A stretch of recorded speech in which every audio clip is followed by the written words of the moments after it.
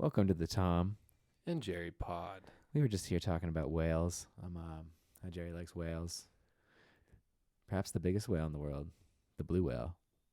You know about the blue whale, Jerry? I know a couple things about the blue whale, but essentially all I know is that it's blue and it's a whale. Blue and it's a whale, yeah. That's definitely the most apt description, I think. But largest creature to ever exist on Earth. The T-Rex. Blue whale. Hmm. Blue whale. Bigger than a T-Rex. Yeah, must be hard being that big, dude. I thought it was hard being a 6'4" man. Yeah, man. Imagine how crammed they were in the desks in their elementary school. You know, Just like, where do they put their feet, dude? I always had to lay mine across the book thing, you know. Shove them up in there. You know how you had to like the in the book bar. holder underneath your chair. Mm-hmm. Yeah, right. Yeah, like shove your all cat giant cornered. basketball shoes all up in there. That's why I have scoliosis, I think. But Agreed. I'm not gonna blame it on that. You know scoliosis, do you? I would believe that I will. Well, one day. I'm planning on it. Yeah, I'm not exactly the straightest toothbrush. No. You know. Do you feel like your legs are the same length? My legs are somewhat the same length, but my feet are different sizes. Does that make a difference? Yeah. I mean, I'm sure it makes the difference in something, you know. Yeah. But something. Maybe not a big difference. I guess we'll never really know. You could probably Google it, but leave it up. But yeah, so the legs being different sizes, that's a scary thing, right? It's not too good for you. I guess not. One of my legs is longer than the other, but yeah. I don't think it's a big deal. Yeah. Just crooked. But again, I think it's it was those desks back in elementary school. Agreed. 100%. But yeah, here in the Tom and Jerry show, we got a lot coming up for you. We got, what's this? Mules. We're gonna get into as usual. We got ourselves some mules up first. Mules as usual. Nostalgia hour. Nostalgia hour always comes second. We're gonna get into Ukraine.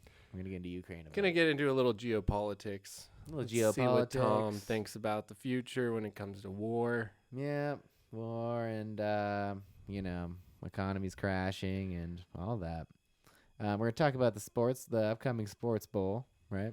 Sports Bowl, February 18th, I think it is. February 18th, yeah. Or 13th. Or 14th. 14th. Yeah, it's somewhere in there. One of those sports ball dates, you know. Mm-hmm. Yeah, it's coming up. And then we're gonna ask Jerry about the market update. And we've things were down, but I think they're up now, right? Yeah, things were down, but they're still down, but they're up. They're up. All right, we'll get into that a little bit later. And then we're gonna have a little music hour too. Time for some jams. All right, man. Well, first we got to start off with a couple of mule facts. Oh, into the mule facts. Tom, what's your favorite mule fact? So far that we've listed. Yes. I think it's probably the longevity of the mule being potentially 50 years. I think that's what's blowing my mind the most. Because you think you want a young mule, right? If you were to get a mule, you want to like bond with him from a young age. He could easily outlive you if you're 78, but he could easily end up being the best friend you ever had. You know, the bestest friend. Exactly. Because they'll last forever. Like a dog's not gonna. And they'll walk forever. Mm-hmm. And if you raised it with a dog, it would probably have traits of the dog, passing it on to the next dog you get. Yeah. And so start wagging and. Yeah, maybe I don't know. Right. It would definitely take after the dog. I don't think the dog would take after the mule much, though. You know, it's not like a Tom and Jerry situation where each benefit. It's kind of like, you know. One's independent, one's not. I don't think the dog takes much from the mule other than just standing there, you know? Yeah. Yeah, you're right. Yeah. Yeah. See. Who knows? It's kind of like physics, you know, how like air only passes to the least pressurized area, you know. All right, yeah. I'm sure the mule is pretty like a stoic animal, you know. probably set in its ways pretty early in life. Yeah. Mm-hmm. He's the old boomer, you know. Right, yeah. The old boomer. Old Uncle Boomer. Old Uncle Randy Boomer. And then what else did we got? What mule facts? The mule was last time. Mule was a general word for a hybrid animal, right? That's what we discovered. Yes, but we also, I think, discovered that there aren't very many places you can be on the spectrum of a mule. Like mules are just like hybrid animals you're speaking. Hybrids. Okay. Like hybrids of the horse and the donkey. Mm-hmm.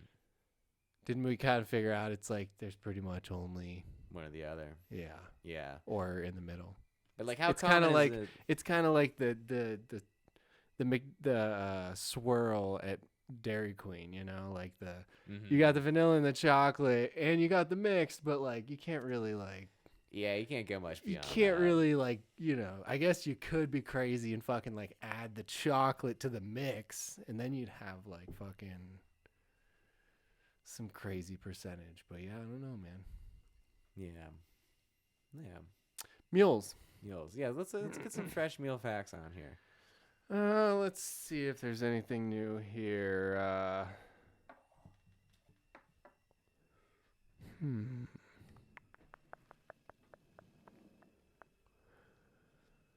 Like, are there any mule world records? You know, longest trek on a mule. You know, because we had the mule race last time, and that was a mule fact. That's a mule fun. You want to know the tallest mule ever? All right, yeah, hit me with it. What do you think his name was? I don't know, Ralph. No, his name was Apollo. Apollo. That's a good mule. The first. So, how tall was he? How tall are horses normally? Wait, how tall was mules? Apollo? Apollo was 77 inches. If you want to be technical, 1.96 meters. That's pretty fucking tall, I guess, right? That's like our height, isn't it? Yeah. Wait, what's 60 is 5 feet, so 72 would be 6 feet. So 77 would be what, 6 feet 5 inches? That's exactly, yeah. Is that how tall you are? Pretty much exactly what I am. Yeah, that's a tall mule. Yeah, that's a pretty tall mule. Yeah.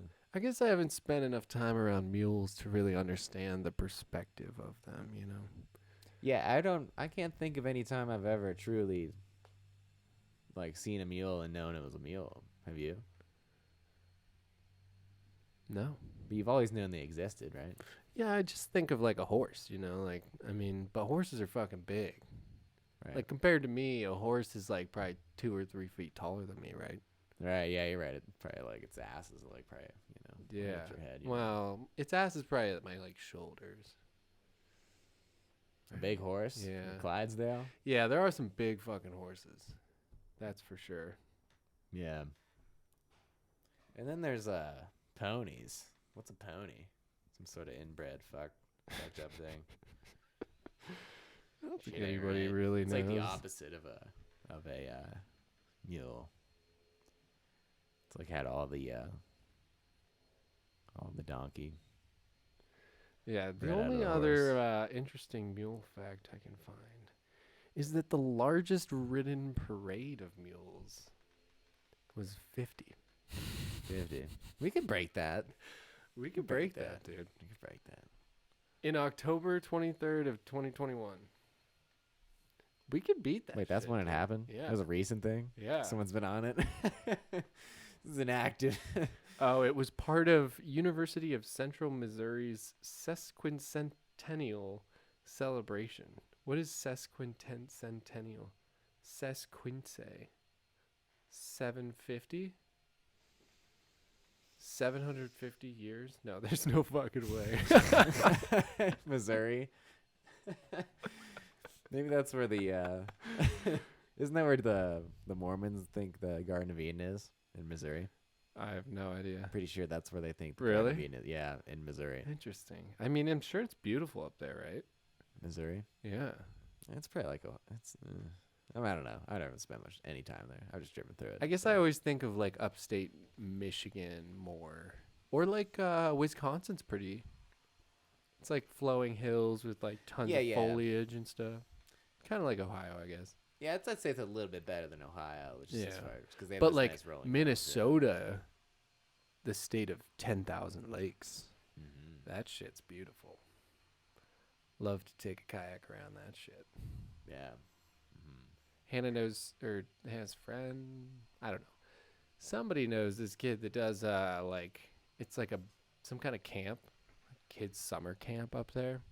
Oh. And they literally just go like backpacking and shit every day, and like it's like a pretty sweet thing. Do some canoeing. Sounds pretty cool.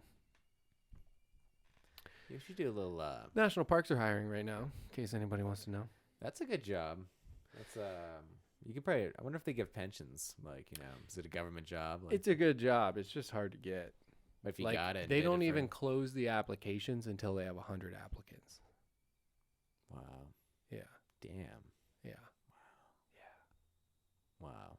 And you have to like, I tried doing it, dude. It's like, I mean, I could have done it, but it was just like, I just started to see, I was like, I don't have enough fucking community service and all this bullshit to like even be, whatever. But like they actually you also had to literally give a full CV of like everything you've ever done in your life.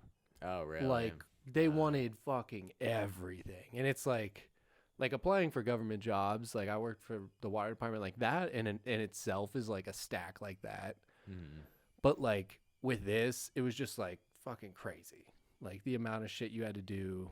You had to send in like your CV, your resume, like pictures, like so many references, like all these things. And I'm like, man, I don't look that good on paper. Yeah. It's not like, I'm all right. I've been working for a long time, but like, I don't look that good. Right. Yeah. It's hard to, it's like I spent technically 6 years in college. It's like, I don't look the greatest on paper, really. Yeah, like, why did you change your path 10 different times? You were originally in hotel management, Jer. And now you're a dumpster truck driver? Yeah, I have a master's in waste management. Yeah, it's the science of landfills. I keep the methane down. And how to fill it. Yeah. But, yeah, I think that's a pretty solid Mule fact. Shout out to Missouri for having the Garden of Eden and the biggest mule trot to ever have done trotting on October of last year. Is that right? Is that when it happened? Mm-hmm. October 31st, 2021. Yeah. October 23rd, yeah. That's 23rd. There we go. Central Missouri. In Warrensburg, Missouri. Missouri. Shout out. So apparently the oldest living mule is Joe. Shout out. What a name. What a guy. What a guy, that Joe. So he was born in 1971. Aged 44 years, 112 days as of 9 July 2015. So if he's still alive. Wait, so that's the oldest goat or mule right now? Yeah, that's some old data. But it could be older. It's 7 years. I don't know if he's made it that long. Mm-hmm. The 50 seems like a stretch for a mule. I mean, if you fed it like this organic oats, granola every day, and exercised it with your dog. Oh yeah, you could get that thing to last a while. Took it on nice long hikes through the Grand Canyon and things. Right, yeah. The most mules plowing simultaneously. It goes out to Grady George Farm in Woodbury, Tennessee on September 29, 2018. Shout out. Who plowing 91. 91 mule? 91 mule. That's more than the parade. What the fuck? Yeah. I feel like they should have both records. Like, yeah. Yeah, that doesn't make a whole lot of sense. And they were way before the other guys, 2 years before 'em. So shout out to Grady George Farm in Woodbury, Tennessee. Grady George, shout out. Here we go. Here we go, U.S. There, and I wonder what they sell there. Grady Farms. Probably just Grady George. grains and mules.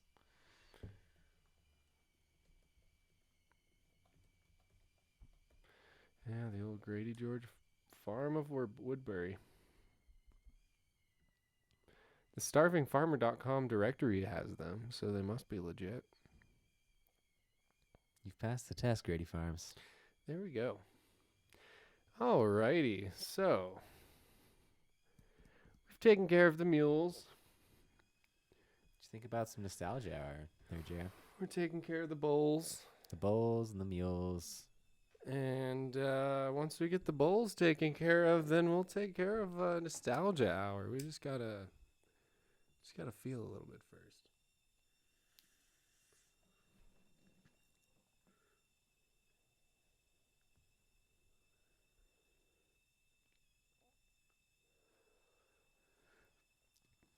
I've always felt that Christmas and the holiday season is the most filled with nostalgia. What do you think? Winter? Christmas? Certainly. The holidays? You're like sitting inside thinking about people. Mm-hmm. Nothing else to do. Watch shows that just make you think of people and things. Right, because when you see a bunch of people that you haven't seen in forever. All right. And when you exercise, like in the summer, you get a nice jog in, nice steamy hike, when it's like 100 degrees. You just come back, you just don't really think about much, sometimes. Yeah, really. You're just busy doing.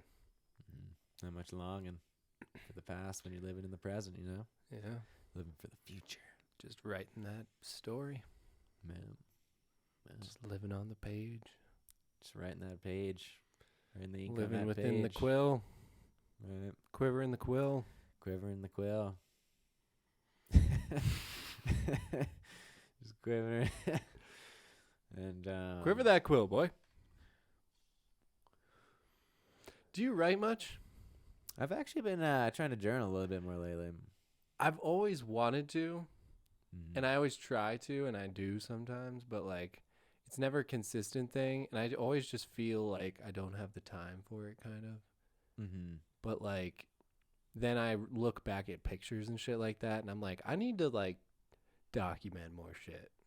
Mm-hmm. Because like honestly, I feel like the like documenting of things is kind of like what makes it cool.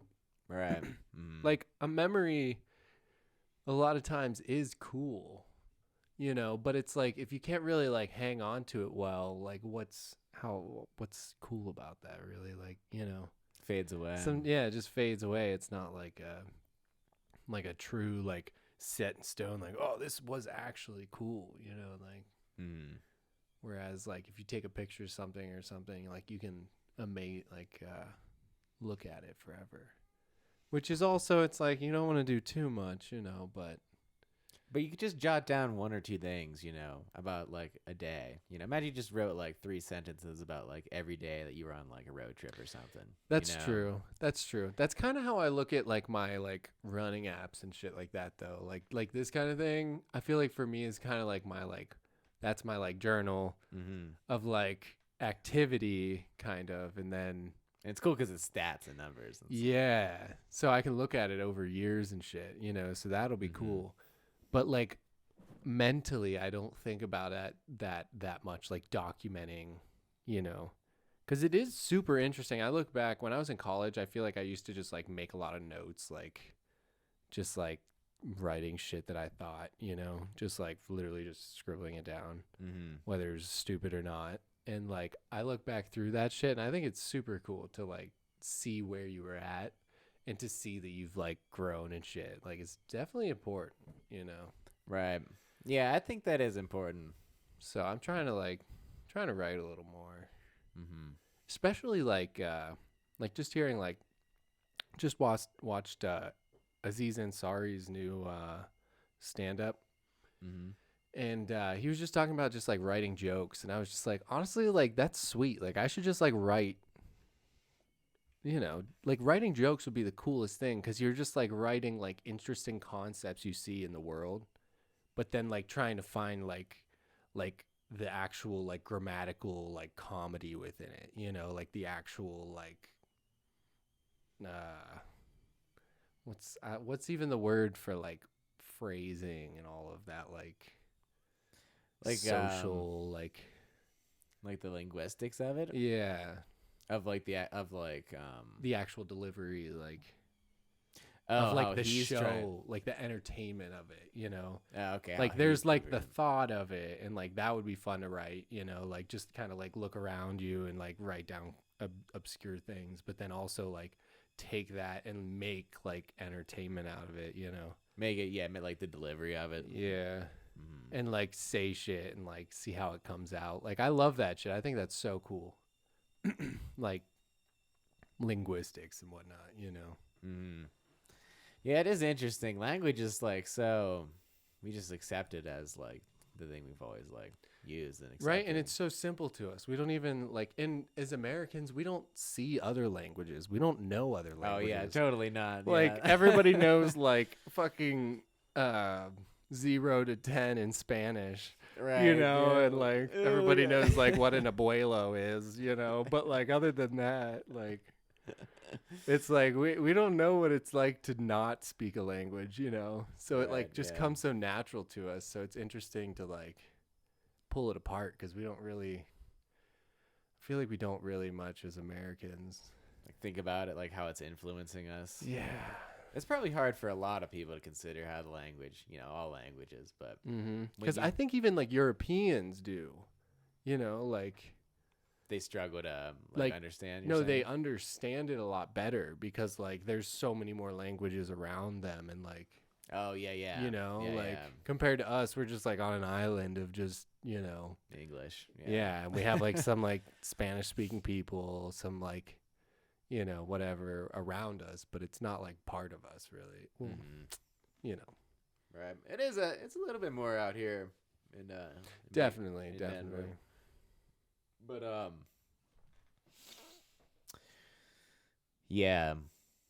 And there's like phrases in other languages, that like we don't have, and there's stuff that like we have that they don't have, Yeah. And when you like know many different languages, I imagine you'd be able to consider Consider more perspectives, yeah, and how it's influencing you. Because like your language could be like different, it'd be a way of like different way of expressing things, to each other. Mm-hmm. It's it'd be so different. Like with Spanish, it'd be like how doesn't like the object come before, isn't like opposite sentence structure of like how we speak. Yeah, like instead of saying like the cat went here, I think you say like Here went the cat. yeah, something, yeah. Okay. Or like brown. The cat is brown. They would be like brown is the cat. The brown cat. Yeah. Brown is the cat. Yeah. Well, los gatos. No, be like el.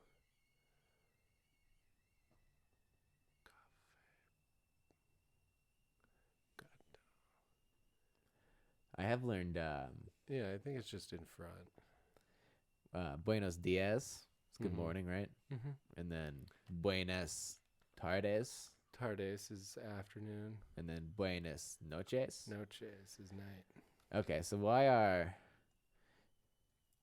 the ones are afternoon and night buenas because they're afternoon? Why is morning buenos dias and then afternoon buenas tardes and then evening buenas noches? Well, I think it's actually buen dia. Good day.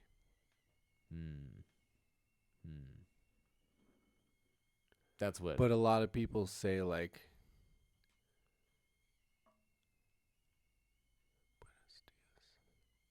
Yeah, does that mean day? yeah, I don't know. Doesn't really mean morning. But like, what makes some things like the masculine part of the word and the other one the feminine? it's just all like what it is. It's just decided already. Yeah, it's just like you just have to know that like, it's El Agua and not like most things follow suite like La Casa, El Gato, La Cia. If it ends in an A, then it's La. If it ends in an O, then it's masculine. But then there's some that don't make sense, like or El Agua, I think is one of them.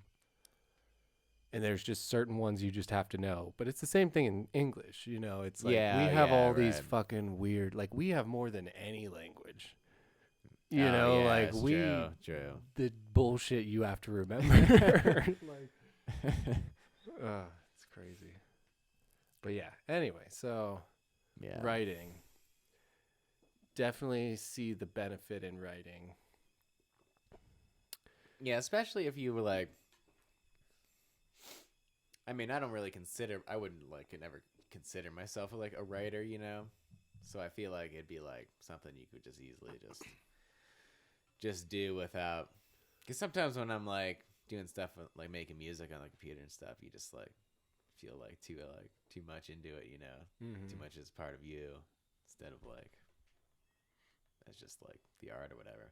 But for writing, I feel like it's just easy to just, or at least like when I've been writing the past week or so. True. You can just scribble down all your crazy thoughts. Just a bunch of crazy thoughts, yeah. Yeah. And it's like just to see them, it like makes it's different, just to see them on paper, like, and like that's what I always thought too with like things I wanted to remember, like when I like something like kind of sparks my like when I'm like really inspired by something, I would usually try and write it down, because it's like I always feel like that's something I've been trying to do, is like I always try and like chase that like inspiration, like it's like if you find something that inspires you, it's like check it out a little more, try to at least. So I feel like that's always been something I've tried to like write down, is like songs, shows, certain like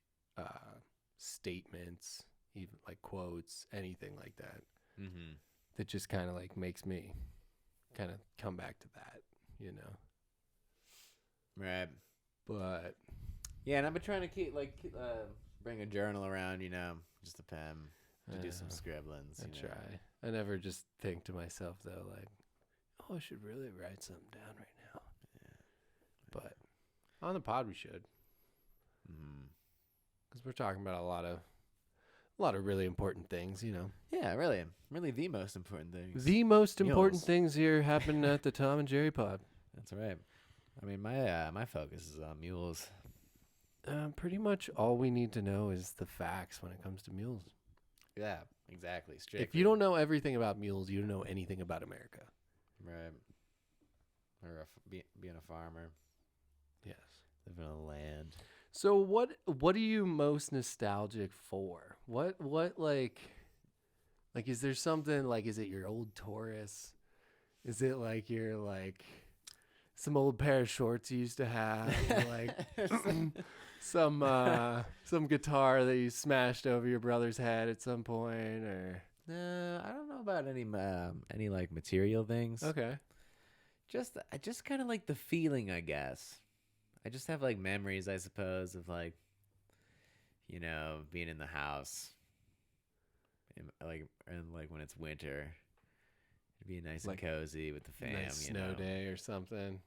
Or just like it was nice and it was snowing outside. Yeah. Everything's peaceful. Definitely. Any what was the scene? Like, what were you just like watching TV or just chilling, or like what are you? Yeah, it's probably Pa watching TV. What's Pa watching? Maybe some who knows what. Some How It's Made. Maybe some maybe some How It's Made. Some Animal Planet. Top Gun or something. Some Top Gun, all right. Yeah, maybe some Sopranos or something. But well, probably not with me there. Young lad. Yeah. No, I remember they used to make me go to. Young They used Tommy. to send me up to bed when The Sopranos would come on. Oh yeah. Like back in the day, cause you just not be able to like record shit. Remember? Mm-hmm. Like You had to watch it then. Yeah. And be like, Tom, time for bed. You gotta go. What? It just started a minute ago. Come on, we gotta go. We Yeah. gotta go. Yeah, go. He just go. said a swear word, Karen. But yeah. So so you guys are just sitting around, just hanging. I guess It's it's just not. I guess it's not a specific instance as much as it's just a general just feeling that I would get from being a child. You know, Mm-hmm. Just the general feeling of being a child. just being a kid, slopping through the snow. You know, Twiddling your fingers. just twiddling fingers. I used to be able to like remember sitting out for the bus stop. Like, did you ride the bus? Yeah. It'd be like cold as hell. Do you remember Oh, being yeah. like really cold? Oh yeah. Or did you feel like you handled it pretty well as a kid?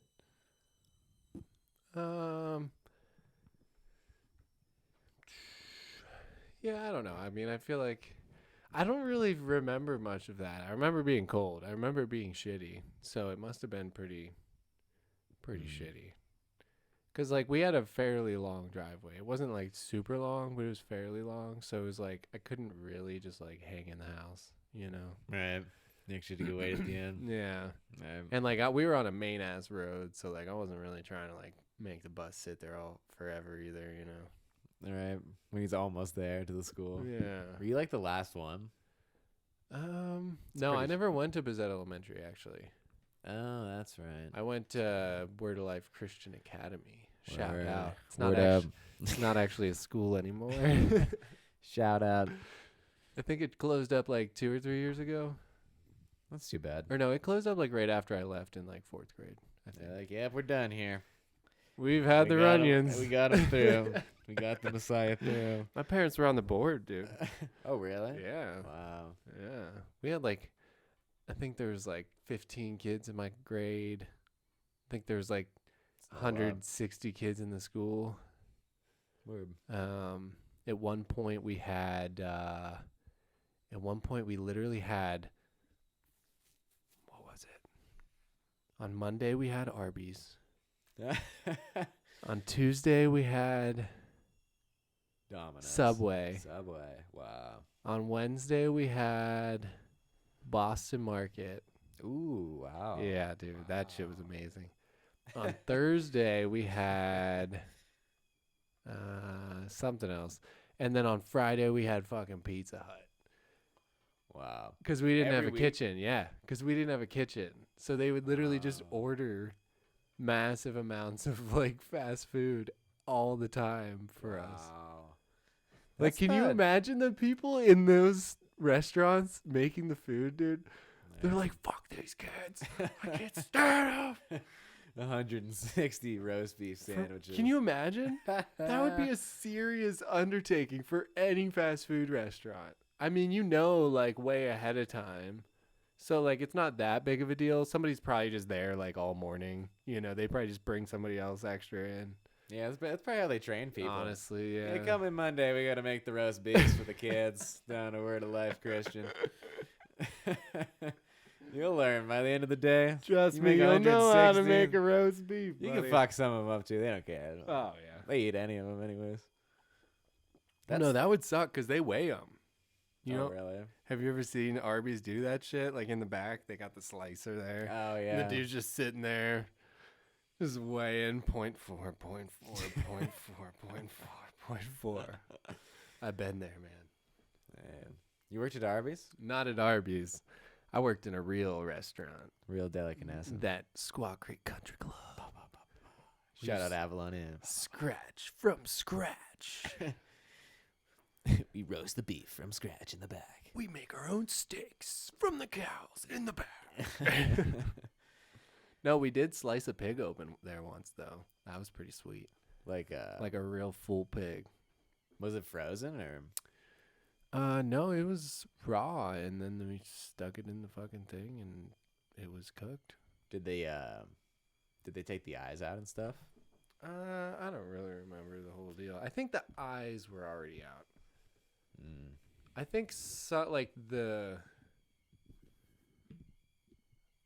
what is it? Like the eyes and maybe like the tongue, The brain. and the brain are like out, Yeah, and you like couldn't eat the maybe brain. some of the organs.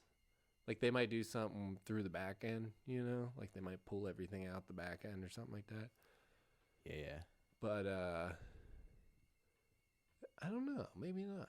I don't know. I don't really remember. I just remember them fucking throwing this giant pig up on the thing. And then they're like, yo, come help us pick this thing up. I was just like, what? But yeah, that was pretty wild. What did you guys dissect in biology class in high school? Nothing too exciting. I think I only ever did a frog. I wasn't in like the exciting class that got to do the what is it, pig brain or some shit like that. Oh, that's cool. I think Pig brain. like a baby pig brain. Yeah, that sounds about right. We did a cat. Nice. Yeah, I didn't get to do any cool dissections. I would have loved that shit. Yeah, the cat was sweet. I dissected a Snickers bar when I was in 3rd grade. Oh, like for a project? Yeah, I have no idea what the goal of that was.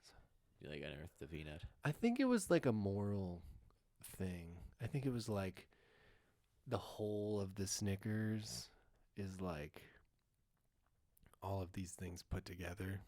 Mm-hmm. The nuts, the nougat, the caramel, The chocolate. the chocolate. Can't forget the chocolate. Never forget the chocolate. So yeah, I think it was more of a, you know, a thought process, a thought experiment for children more than a dissection. But you know, Mrs. Lever, we'll Shout out. we won't say any names, but like she was an interesting teacher. Names. We said one name. The name. Oh no, we're not saying any names. That was just what? That was one name.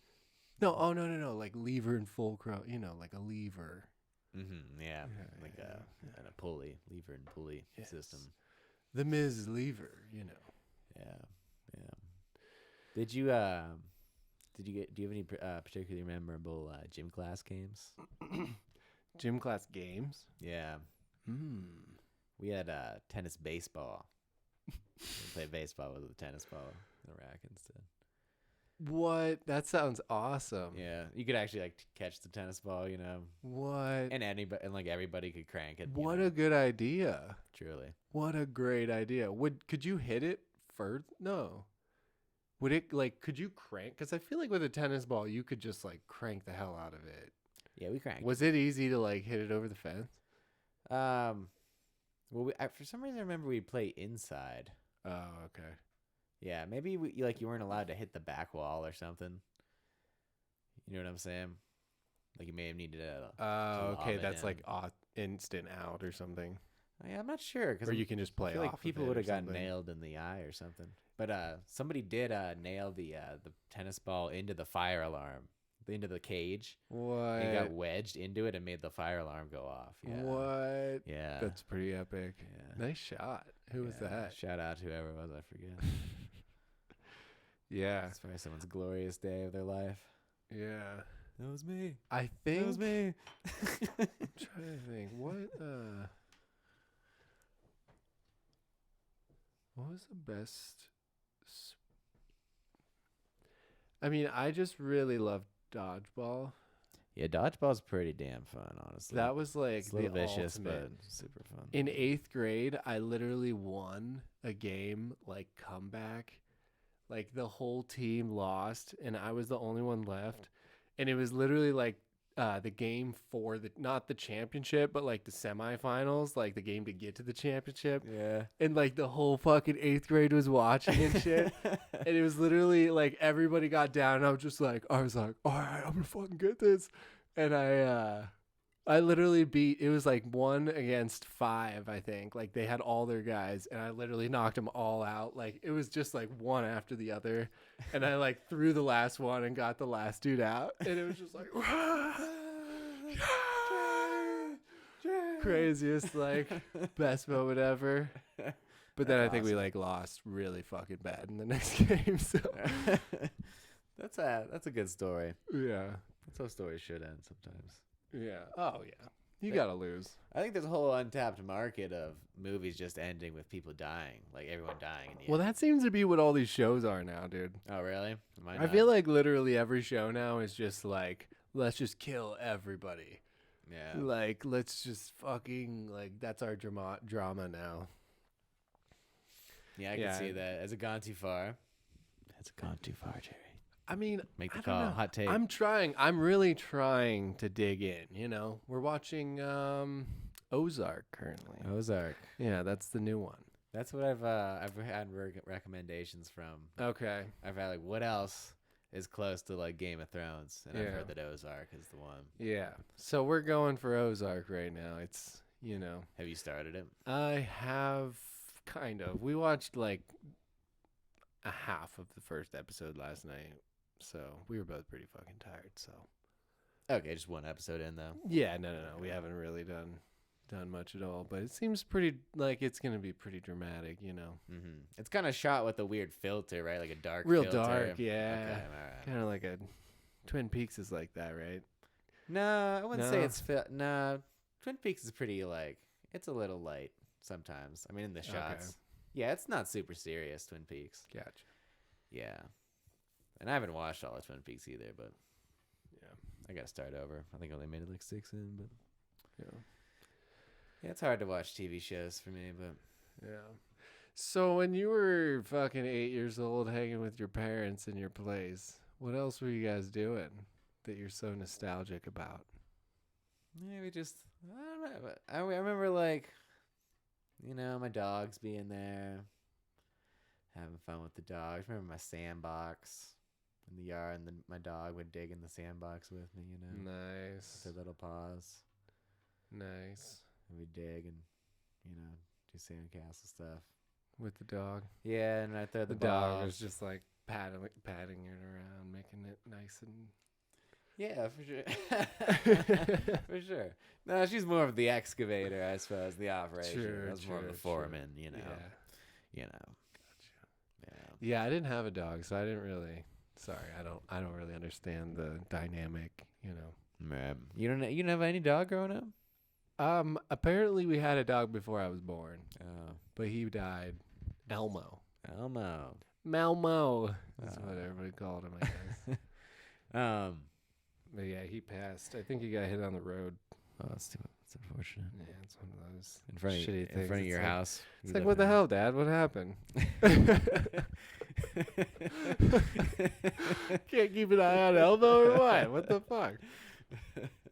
I wanted a damn dog. We had one chance. One chance, man. But no, we had cats. We had like outside cats, so barely, but I had cats. Yeah, we had outdoor cats too. Okay. Outdoor cats are the best, honestly. They are the best, yeah. But it's like you don't even have a cat at that point, really. Like you don't really have like an emotional. You do. But super not nice. The way that like I have an emotional connection with Juno. Like yeah, like Hannah has taught me to like actually think about animals as like people. Mm-hmm. So like I get it. I get the like the love of animals thing now. But like growing up, like I always thought our cat was super cute, and I like liked playing with it and shit. But it was like, it's just a fucking like outdoor cat, you know? They are like, just it's like not out there. Like it's not in your house, like so you're not like you're not like staring at it 24/7, like oh hey what's up Juno, like talking to it and stupid shit. Like this is true. You're just like seeing it once in a while, you know. Yeah, and. Yeah, and they are kind of like just like indifferent, you know, because they got so much else going on in their life. Right. They just they're like chasing the environment. My we used to watch the well, my parents didn't like it, but I let it happen. My cat used to get birds out of the feeder.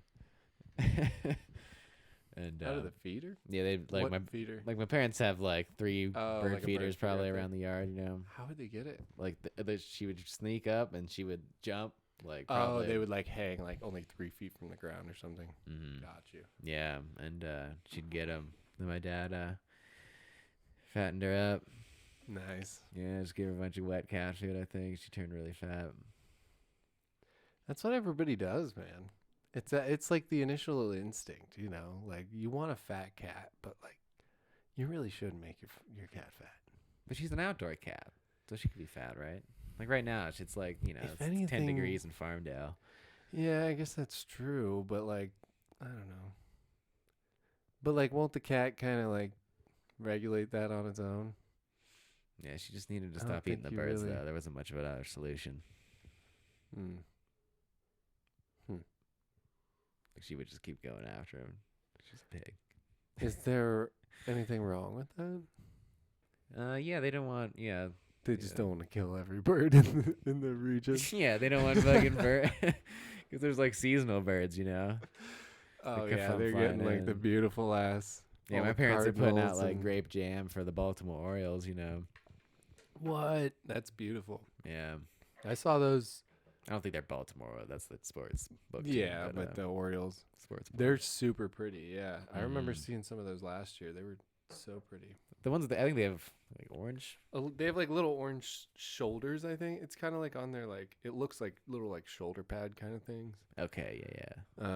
And then they're like black. There might be like a little bit of white on them, maybe, but Mm-hmm. they're super pretty. Yeah, apparently they like grape jelly or jam. Hmm. I'll have to consult Dad on what the Yeah, what the consensus is. I think he's Yeah. tried both, I What imagine. about like agave? Yeah. Agave. Or marmalade. Do they like agave? Because agave is probably not like a. That's not like a flower. I don't know. What is agave? Isn't it a cactus? Yeah, it's a cactus. It's like the gel from the inside of a. It looks like aloe. Mm. Is it actually like super sweet? Like, could you sweeten like a piece of toast with it? Oh, it's super sweet. We have some agave. It's Right. like a little runnier, a little less sweet than like a honey. Yeah, but like, what Slightly about less like sweet, fresh but- from the cactus though? Did you rub the cactus on some toast? I'm sure. I think. Like, is that? I think like- that's all that is just like the actual juice, the liquid. okay. It's not like concentrated or anything. I don't think so. Okay, word. Nice. I think it's just agave nectar, right? I suppose. Yeah. Is it okay? Is And the agave? nectar is just like But it's like you press it like the the aloe like plant aloe. there. Yeah. Okay, it's not like a fruit that's on the cactus plant. No, it's like an aloe plant. Yeah. It's Okay, like a okay. giant aloe plant. These things are huge. Oh. They're like okay. they could be. I don't know what the actual size is, but I'm sure they could be literally like 8 foot by wide by like 8 foot tall, Okay. and like each thing's like that big. Nice. Pretty sure. I wonder where you could where do they grow here in the States? I don't know about that. Only down in Central America. Native to the Americas, particularly Mexico and the Caribbeans. Word. The blue agave are the primary sources of agave nectar, a syrupy sweetener. You ever been to Mexico? No, never been to Mexico. Never been out of the U.S. except for Niagara Falls, Canada. Same here, bruv. Same here. Yeah. Yeah, I've been to the across the bridge. Oh, across the old bridge. Almost didn't make it, dude. Across the bridge. Yeah, across the bridge. They were real skeptical of me. Were you how old were you? My sister, what was it? We would do soccer tournaments. She had a soccer tournament in Niagara Falls every year, and like all of my friends would go because they were all on the same like travel teams. And so we would all go there. When was that? I don't know. It was probably like 15. Like 14 through So like were they only 13 to 15 probably. We went like 3 years in a row. Were they only skeptical of you though, specifically? No, it was like right around the time when you started needing the birth certificate or something like that. Okay. And we went one time and didn't need it, but that's when they were like weird about it because you didn't need it. So they were like, I didn't have anything. So they were just like, I don't know, something like that. But did you have like an ID or a I had passport? something. I don't remember. Yeah, you used to not need a passport, right? If you were a kid. Yeah. You could just go. But I got the passport. I got the kid's passport. I need to get another one because it'd be pretty dope to have a passport. Mm-hmm. But it's like an annoying ass process. Do you get a passport? Yeah, dealing with the fucking government. It's like 6 months to get one back. My buddy Nussel was talking about how they were going to Mexico. And they were going in like 3 months or something. And he had applied like 4 months before that. And he was like scared he wasn't going to get it. I was like, what do you do if like,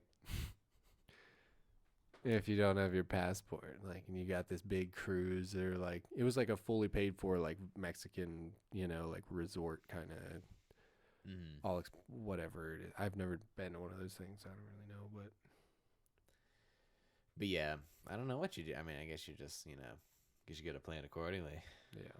So I need to get that done for show. Everybody needs a passport. Right, yeah, become that global citizen. Yeah, you gotta global traveler. You gotta check out South America. Drive down to Patagonia. All right, real quick.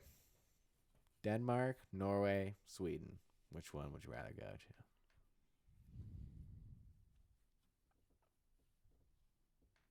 I really don't know much about any of them. Yeah, I don't either. I think Sweden, right? I guess Sweden, yeah. It's got the prettiest mountains, right? The Swiss Alps. Aren't the Swiss Alps like the prettiest part of the mountains up there? I believe. No, Sweden's the Swiss. Swiss Alps are the Switzerlands, right? Switzerland. Oh, Switzerland. yeah, maybe. Like sweet, yeah. I don't fucking know, dude. I don't know much about the Norwegians. All right, how about this? Britain, Norwegians. France, or the Netherlands? Britain, France, or the Netherlands? Ooh. I don't know much about the Netherlands, but I feel like I'd like to be in the Netherlands. Yeah, yeah. But I also feel like London would be fucking sweet. For sure. So with Paris or France, though? I feel like London, honestly. I don't think I'd want to go to Paris. Fuck France. Sorry. Sorry, France. Sorry, France. We'll cut that one out. I'm gonna edit that one out. Sorry, France. Imagine if we get called out by like the Prime Minister. What's his name? He's like, we accept this. Macron. Yeah, Macron. Macronavirus. It sounds like one of those fancy cookies. Macron. Well, yeah, isn't everything fucking fancy in France? Yeah. In France. It's like that TomandJerryPod. In the France. Yeah, oh, Gravity Music Gear. That's where we gotta go. What is it? Shout out to Gravity Music Gear. Is it right here in Denver, North Lawn Gardens. Is it a music festival? It's on Federal Boulevard. No, it's a shop, music shop. Oh, word. I guess if I'm using your MIDI keyboard, I guess I don't really need it, but what do they sell just like used stuff? Or do they sell the a bunch of used stuff. The usual gear. New stuff. Used stuff, new stuff, all the stuff. All the stuff you need. All the good stuff. Yeah. So nostalgia. Should we move on from the nostalgia? I think we covered nostalgia pretty well. We had a pretty good nostalgia. You want to talk about any of your nostalgia? You got any school bus nostalgia? All right, so I just think of, when you were saying yours, it just made me think of one. We had a little creek running through our yard. Mm-hmm. And there's like a tunnel that ran across like under the thing. And when it would rain, all this water would rush through down from all the farm fields up on the hill. And it would all rush down through our creek. And it would rush out the back. And a couple times I took like floaties and floated down that shit. Ah. And it was like real brief and honestly real sketchy at the end, because it was like at the end it just turned into complete woods, and the water kind of just like went into the woods, and like all the branches were just like all the there. shit, all the debris. So you had to like make sure you bailed before all that, you know. Oh, God. Also, made me think of one time I literally turned. It was like super rainy, and I literally turned our swing set into a mudslide. So like we had the monkey bars, and I just kept doing that so many times that like the ground just got muddy, and our backyard is on a hill. So the swing set was like here. I was swinging this way, made it muddy, came this way, and it went down the hill. And I literally like made a mudslide that was like probably like a good 40 feet like down the hill. It was sweet, dude. Nice. And I could like, once I got it nice and muddy, I was like swinging the monkey bars way back and just like shooting myself down it. It was pretty cool. I have pictures of like me just in shorts, and my whole body's completely covered in mud. It's pretty sweet. With my blonde ass hair.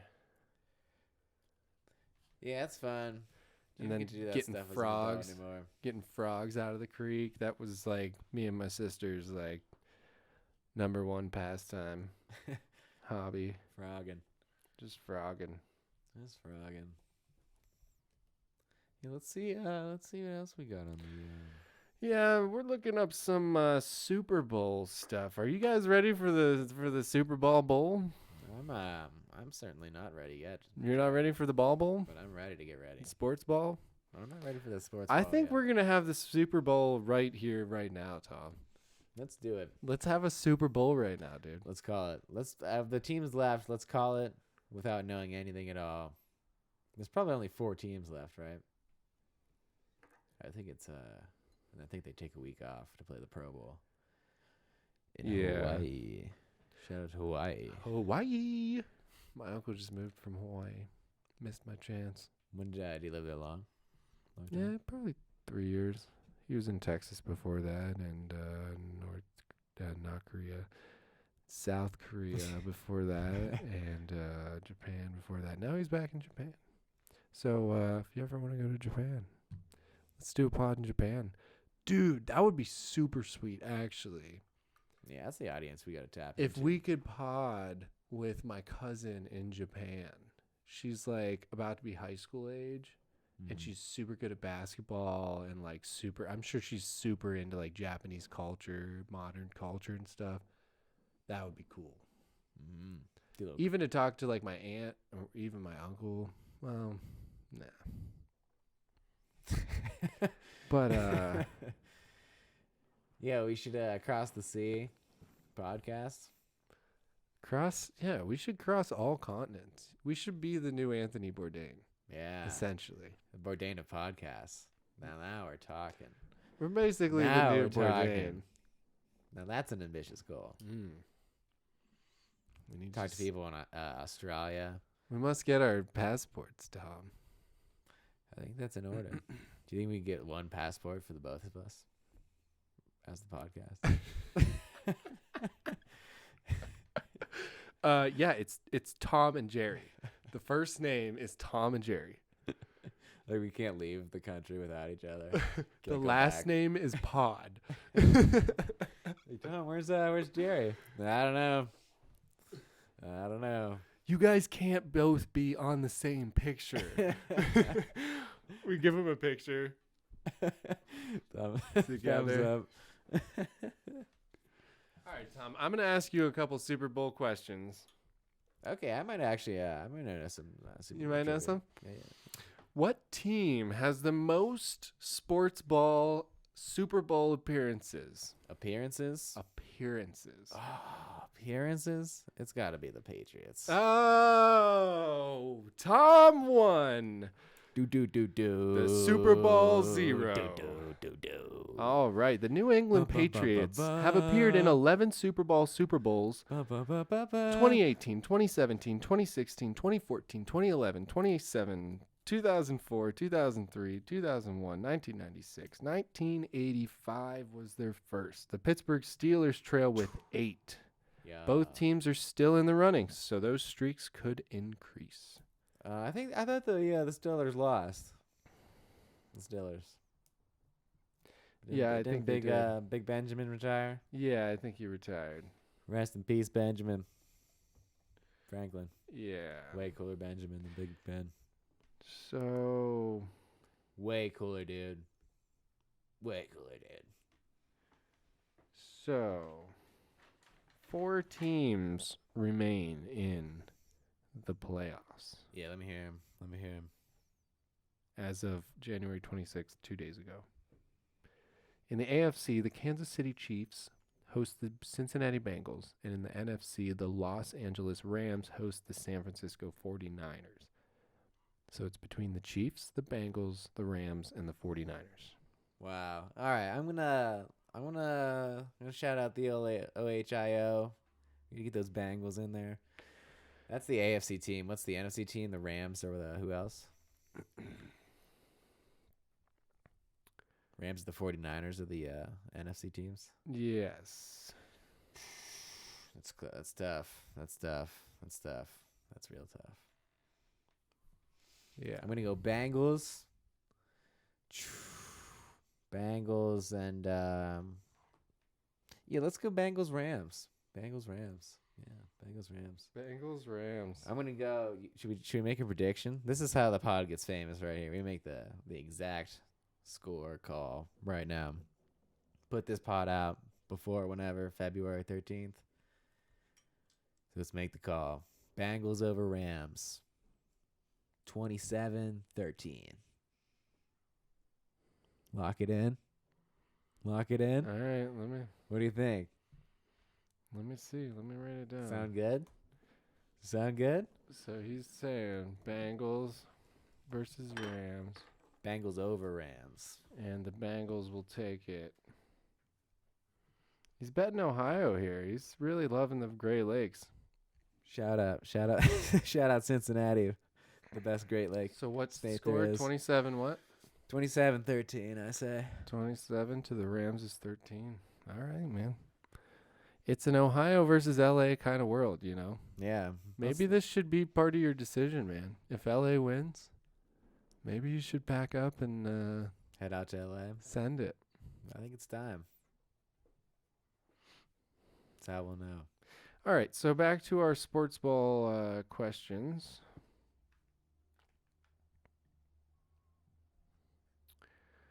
Number 2, which team has the most Super Bowl wins? Bum bum bum bum. Da da da da. Steelers. And is it also the Patriots? yes. Okay. We got a little tie with 2 apiece. Dun, Or 6 dun, apiece. Dun. And then in second place, it's the Cowboys. After that, I don't know. Well then. Which team has the most Super Bowl losses? Ooh, the Buffalo Bills. The Denver Broncos. Oh, shout out. Woo, woo, woo, woo, woo. Or, nee. Oh, wait. Actually, the Denver Broncos and the Patriots are tied with 5 losses each. That's how That's how boss the Patriots are, dude. They have the most wins and the most losses. Yeah, they're just balling out on all fronts. But shout out to Eli Manning. Didn't lose. What teams have never played in Super Bowl? Have never played in the Super Bowl? The Browns. Oh. The Lions. Oh. The Texans. Oh. Let me think. Keep it on the east side. Hold on. I got this. Maybe a little more heat. I got this. Bring a little more heat. I got this. I'm feeling. The Redskins. Ah, no. Washington. What are you thinking, dude? Florida. Oh. The Jacksonville Jags. Jaguar. Oh, they never made it to. Oh yeah, they only made it to Never once. Damn, it's a shame. Never once. Never since it's been the Super Bowl. It's a shame. What city has hosted the most Super Bowls? That's a tough one.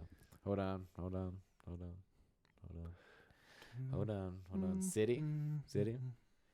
I'm gonna take a stab. I want to say Dallas.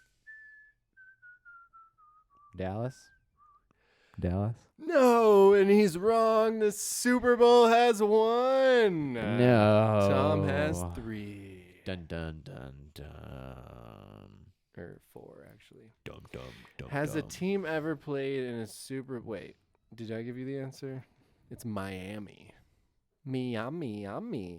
Yeah, what's Miami the answer to? The runner-up is who's had the most Super Bowls? What city? Miami. That's what's up. New Orleans is next. Runner-up. Has a team ever played a Super Sports Bowl in its home stadium? Has a Super? Yeah, I think the Packers did back. No. Not the original ones? No. In the Packers stadiums? No. Are you sure? No. Yes. I'm pretty sure they were. Keep it in Florida, son. Wait, what was the question again? Has a team ever played a Super Bowl in its home stadium? And I'll tell you yes. Which team? Home stadium. It's not the Packers. No. It's not the Packers. No.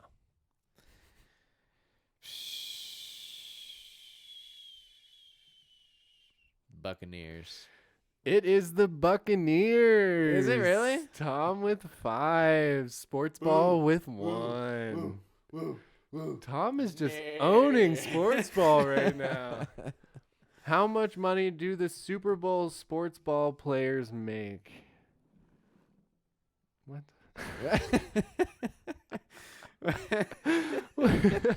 All of them? What does Like that the mean? mean average? Okay, so they get postseason bonuses. I'll just read this to you. It's not really anything I can make a question. So, just for a little information, the players get postseason bonuses in addition to their NFL salaries. In 2021, players on the winning teams got $130,000. But when you add up their bonuses from previous playoff rounds, most took home $250,000. So don't feel too sorry for the losers. Last year, they ended up with about $185,000 for their postseason play. That's pretty sweet. How much?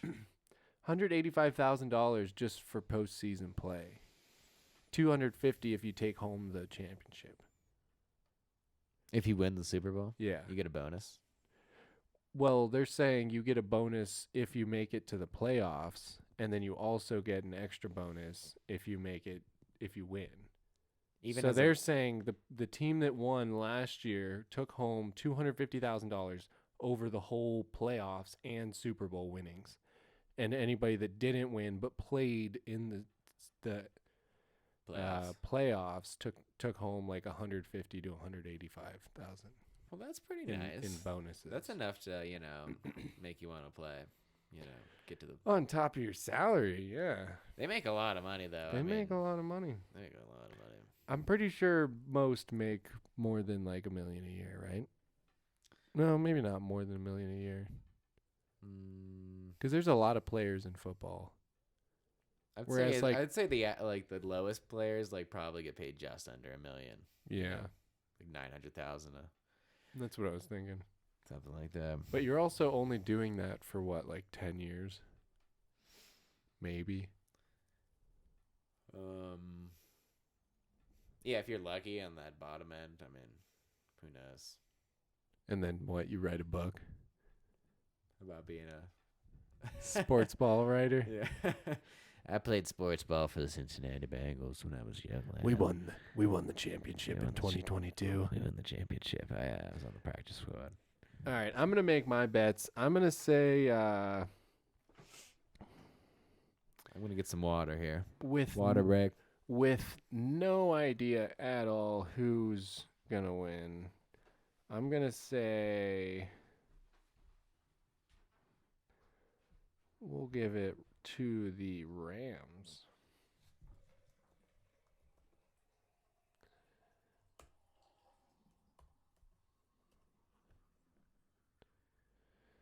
And we'll it a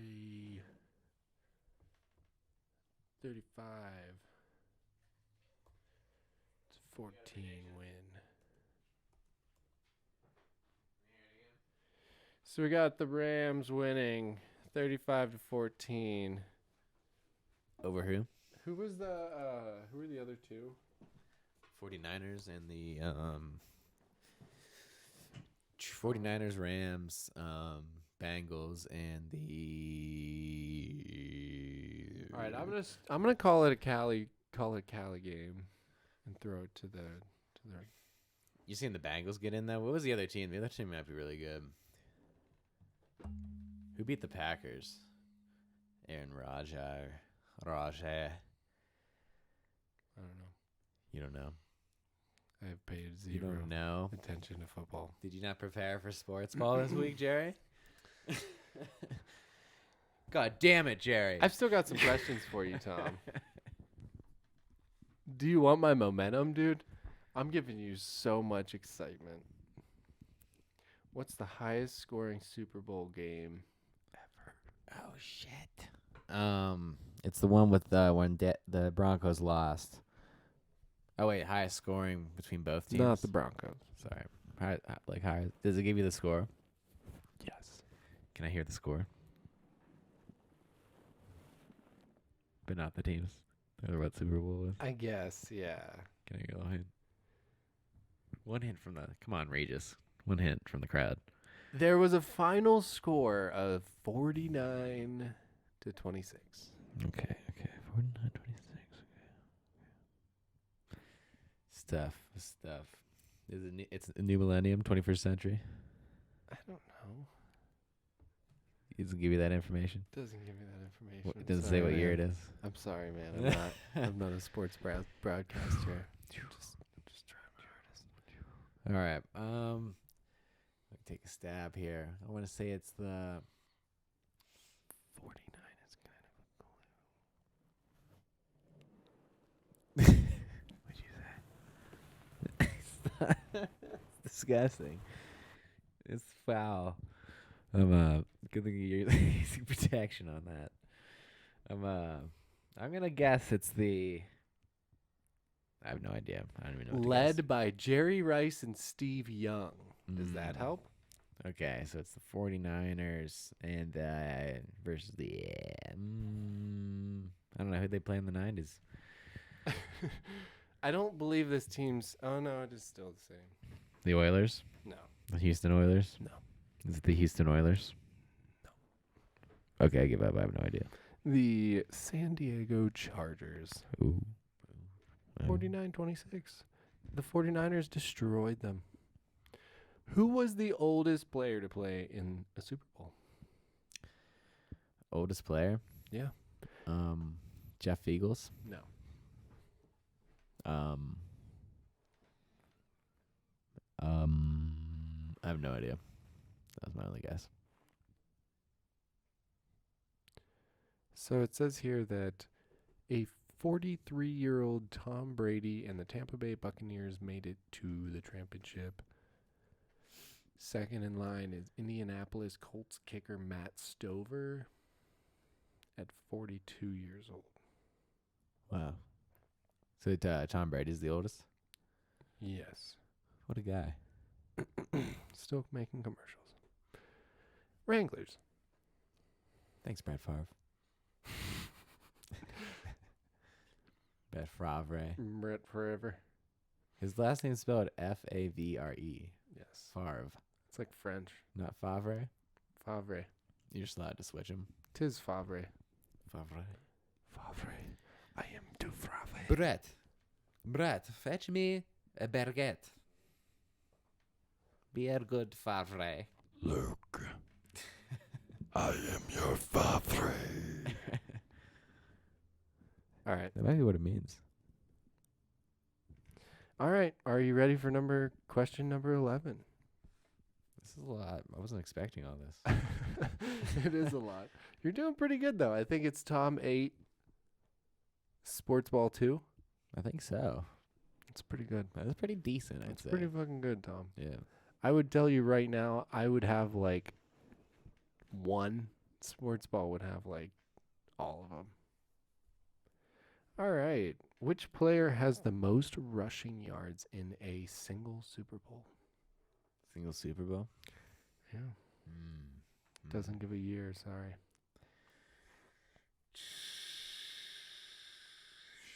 The Washington Redskins, though, is a clue.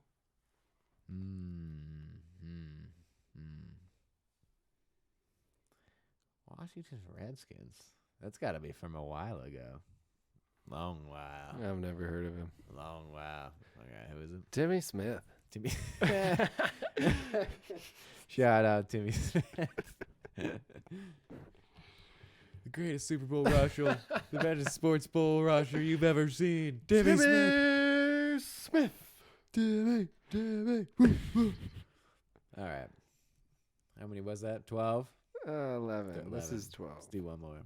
Has there ever been a year without a Super Bowl? Yeah, COVID year, right? No. There's been a Super Bowl every year since the event began in 1967. It's never been halted? I don't think so. Not according to countryliving.com. What a shame. Alrighty then. You want to talk about Ukraine? Ukraine, yes. I was thinking, just in the interest of just deciding how to like navigate the world and such. What I'm just gonna list off. I just googled Ukraine. Google, hit the news button. Yeah. So should we go CNN, New York Times, Independent, Insider, Atlantic, Washington Post, NBC, Reuters. Next page. Reuters. Al Jazeera. Yeah, they're kind of. Why is Turkey trying to mediate the Ukraine-Russia crisis? Ukraine conflict is not inevitable, Pentagon chief says. All right, let's go with the. All right, it says exclusive. Russia moves blood supplies near Ukraine, adding to U.S. concern. By Phil Stewart. Shout out Phil Stewart for better or worse. Phil Stewart. Russia's military buildup near Ukraine has expanded to include supplies of blood, along with other medical materials that would allow it to treat casualties, in yet another key indicator of Moscow's military readiness, 3 U.S. officials tell Reuters. Current and former U.S. officials say concrete indicators, like blood supplies, are critical in determining whether Moscow would be prepared to carry out an invasion, if Russia President Vladimir Putin decided to do so. The disclosure of blood supplies by U.S. officials, speaking on condition of anonymity, adds another piece of context to growing U.S. warnings that Russia could be preparing for a new invasion of Ukraine as it masses more than 100,000 troops near its borders. These warnings have included President Joe Biden's prediction that a Russian assault was likely, and U.S. Secretary of State Anthony Blinken's remarks that Russia could launch a new attack on Ukraine at very short notice. Very short notice in quotation marks. The Pentagon has previously acknowledged the deployment of medical support as part of Russia's buildup. But the disclosure of blood supplies adds a level of detail that experts say is critical to determining Russian military readiness. It doesn't guarantee that there's going to be another attack, but you would not execute another attack unless you have that in hand, said Ben Hodges, a retired U.S. Lieutenant General now with the Center of European Policy Analysis Research Institute. So, should I read the whole article? No, I've also found one here that says that Russia has now stated that they won't start war with Ukraine after Biden warned about the February invasion. So they're saying they won't fight, they won't do it, but it also says they would not allow their interests to be rudely attacked or ignored either. So they want what they fucking want, and they're going to do what they want to do to get there, but they don't want war, but they're, But I'm just failing to see the is Ukraine trying to join NATO? Is that what's causing the backlash on Russia's part, or is Russia just kind of amping stuff up? I think Russia's pretty much just amping up. It's not in response to anything specific. It says, let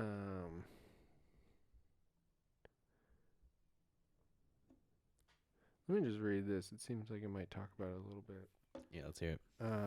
Russia insisted on Friday that it will not start a war with Ukraine after President Joe Biden warned there is a distinct possibility that Moscow could invade its neighbor in February. As the West awaited the Kremlin's next move, Russian Foreign Ministry Sergei Lavrov said his country did not want war, but would not allow its interests to be rudely attacked or ignored either.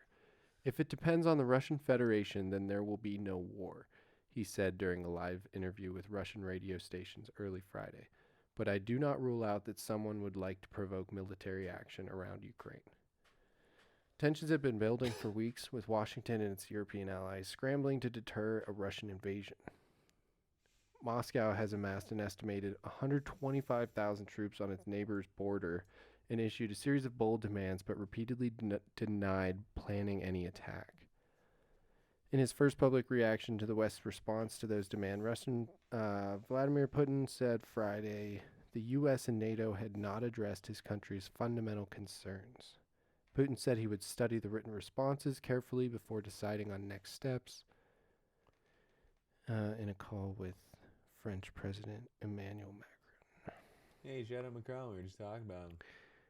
Biden spoke with Ukrainian President Zelensky, whose country has played down the threat even as the West sounds the alarm about the potential for war. Biden said that there's a distinct possibility that the Russians could invade Ukraine in February.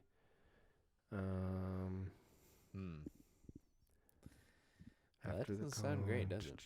It sounds serial.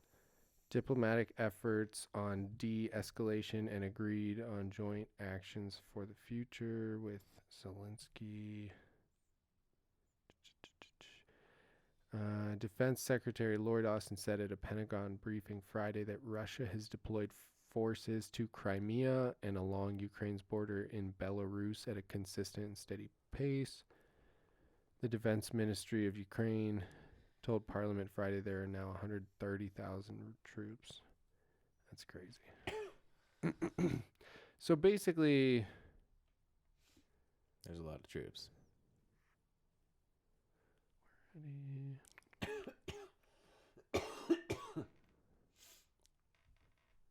The Kremlin has urged NATO to deny membership to Ukraine and other former Soviet countries and to roll back its military deployments in Central and Eastern Europe.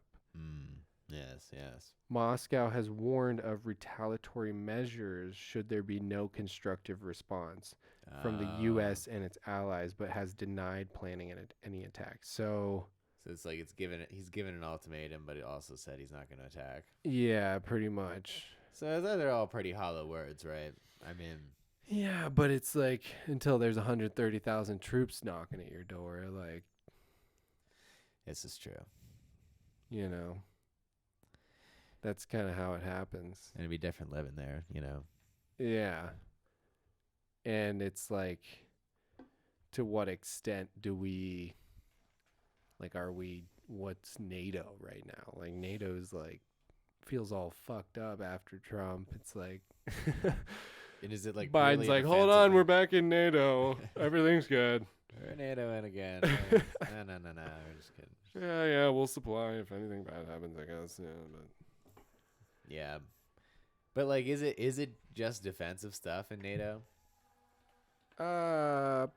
Pretty much. It's like if anybody goes to war with you guys, well, we're there.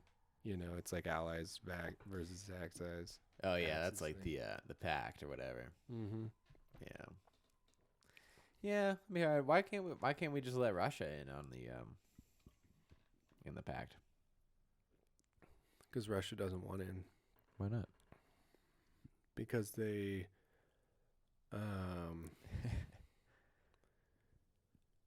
We were asked them. Maybe we never asked them. Well, because they don't want democracy. Pooty Poo don't want democracy? No, Pooty Poo wants to own whatever Pooty Poo can own, dude. Pooty Poo wants to own all of Russia, all of Ukraine, all of Kazakhstan. Yeah. It's got to be so crazy. Just like Europe. He wants everything. I don't think he wants to take over Europe, does he? No, I think he's pretty cool just being the leader of Russia forever, which is pretty much what he's doing. Right. But he just wants to spread his seed a little bit, you know. Yeah. And if Ukraine's going to be all democratic and friends with everybody, then he's going to be like, yo, I'm going to shoot some fucking rockets at you. True. I think that's the deal. On a very high level. Yeah. Yeah. Russia indicated that it saw little grounds for optimism in the letter delivered by Sullivan earlier this week, which Blinken said he hoped would offer a serious diplomatic path forward. So we're hoping for serious diplomatic paths forward, and he's like, y'all aren't even on the table. Putin's giving him the strong hand. Give him the strong hand. As he always does. Yeah. We're just getting strong-handed all over the place, dude. We need Trump back. Yeah, I guess so. We need a nice, strong that. leader. I don't know about that. What even happened when Trump was there? Did they even... I guess, like, there wasn't any massing of troops or anything, but... No, but Trump backed out of NATO. Did he? Yeah. He straight up backed out of NATO? Yeah. No, he didn't. Did Yeah, he really? dude. That's pretty wild. Fuck yeah, he did. And we just came back. Yeah, as soon as Biden was in office, that was like one of his first 100 things that he did or whatever. It was like, get back in NATO. Yeah, that's pretty wild. We shouldn't be doing any of that. We should, I think we should just ask Pooty Poo to join up. Oh, wait. But I wonder what's actually happening on what the it ground. What it was he put forward the thing, something to withdraw from it. Mm. But you can't actually withdraw from it for like 2 years or something like that. And then like by the time Biden got in, it was before that 2 years. So he was just able to switch it around. Yeah. So I guess we never actually got out of it. He just like started the steps to start getting out of it. But yeah. So NATO's NATO's kind of hobbling around I'm just wondering what it's like for the people there, you know, in Russia. Yeah, like in the towns, like or in Ukraine. Yeah, or Ukraine. Yeah, that I'm sure it's pretty terrifying to begin with, let alone with 130,000 troops there, especially Russian troops. Can you imagine how terrifying Russian troops would be? Yeah, they got those shovels, you know. They're just like, they have like a spear. Yeah. And that's it. Like a machete or something. And they're all just bald. Completely bald and like, just in like taekwondo, like attire. Just running at you in a field. Right. Right. They're coming. Get in. Get inside. Who's the dude? Kids. Who's the dude that does all the exercises with the kettlebell? I am Naruto, and I do kettlebell. The way you get strong is you know, and he like shows you. It's like, have you ever seen that? The bald guy? Yeah. Always has his shirt off with like pants on, you know. But I just imagine like a whole army of those dudes coming up to me with like a kettlebell, just mowing down the whole army. You know. Yeah. So that's pretty interesting. I mean, we could maybe we're starting to send shit over there, I've heard. Like we're starting to send supplies and people, I think. Yeah, the thing I was reading was saying they had I guess it was Russia that had the bloodlines. They're bringing in the blood. That's what the article was saying. Bringing in the blood. The blood. Casualties. Oh. In case there's casualties. Oh, got you. Prepared for war. Hmm. Bringing in the blood. Bringing in the blood here. Yeah. You ever donated blood? Oh, I've donated blood. What's your blood type? That I'm not sure. That's something I'm not comfortable disclosing on the pod. Yeah. Actually, it'd probably be a good thing because if anybody hears it, they could offer. Yeah, like if we were dying, like in the on the side of the road. Yeah. And they're like, "Oh, that's Jerry from TomandJerryPod." Oh my God, he's typo. He's typo. He's typo. I'm not actually typo. Don't Yeah, actually. don't It's give not that out. confirmed. Don't put typo in me if I don't confirm that. I think the O is the kind that anyone could take. Anybody can take. So if you said your That's O, the you could good only shit. get O. Oh, yeah, That's the you best could- bet. You can make hella cash off of that blood. Mm-hmm. Mm-hmm. Oh yeah, those ain't nobody homeless that's typo, dude. No.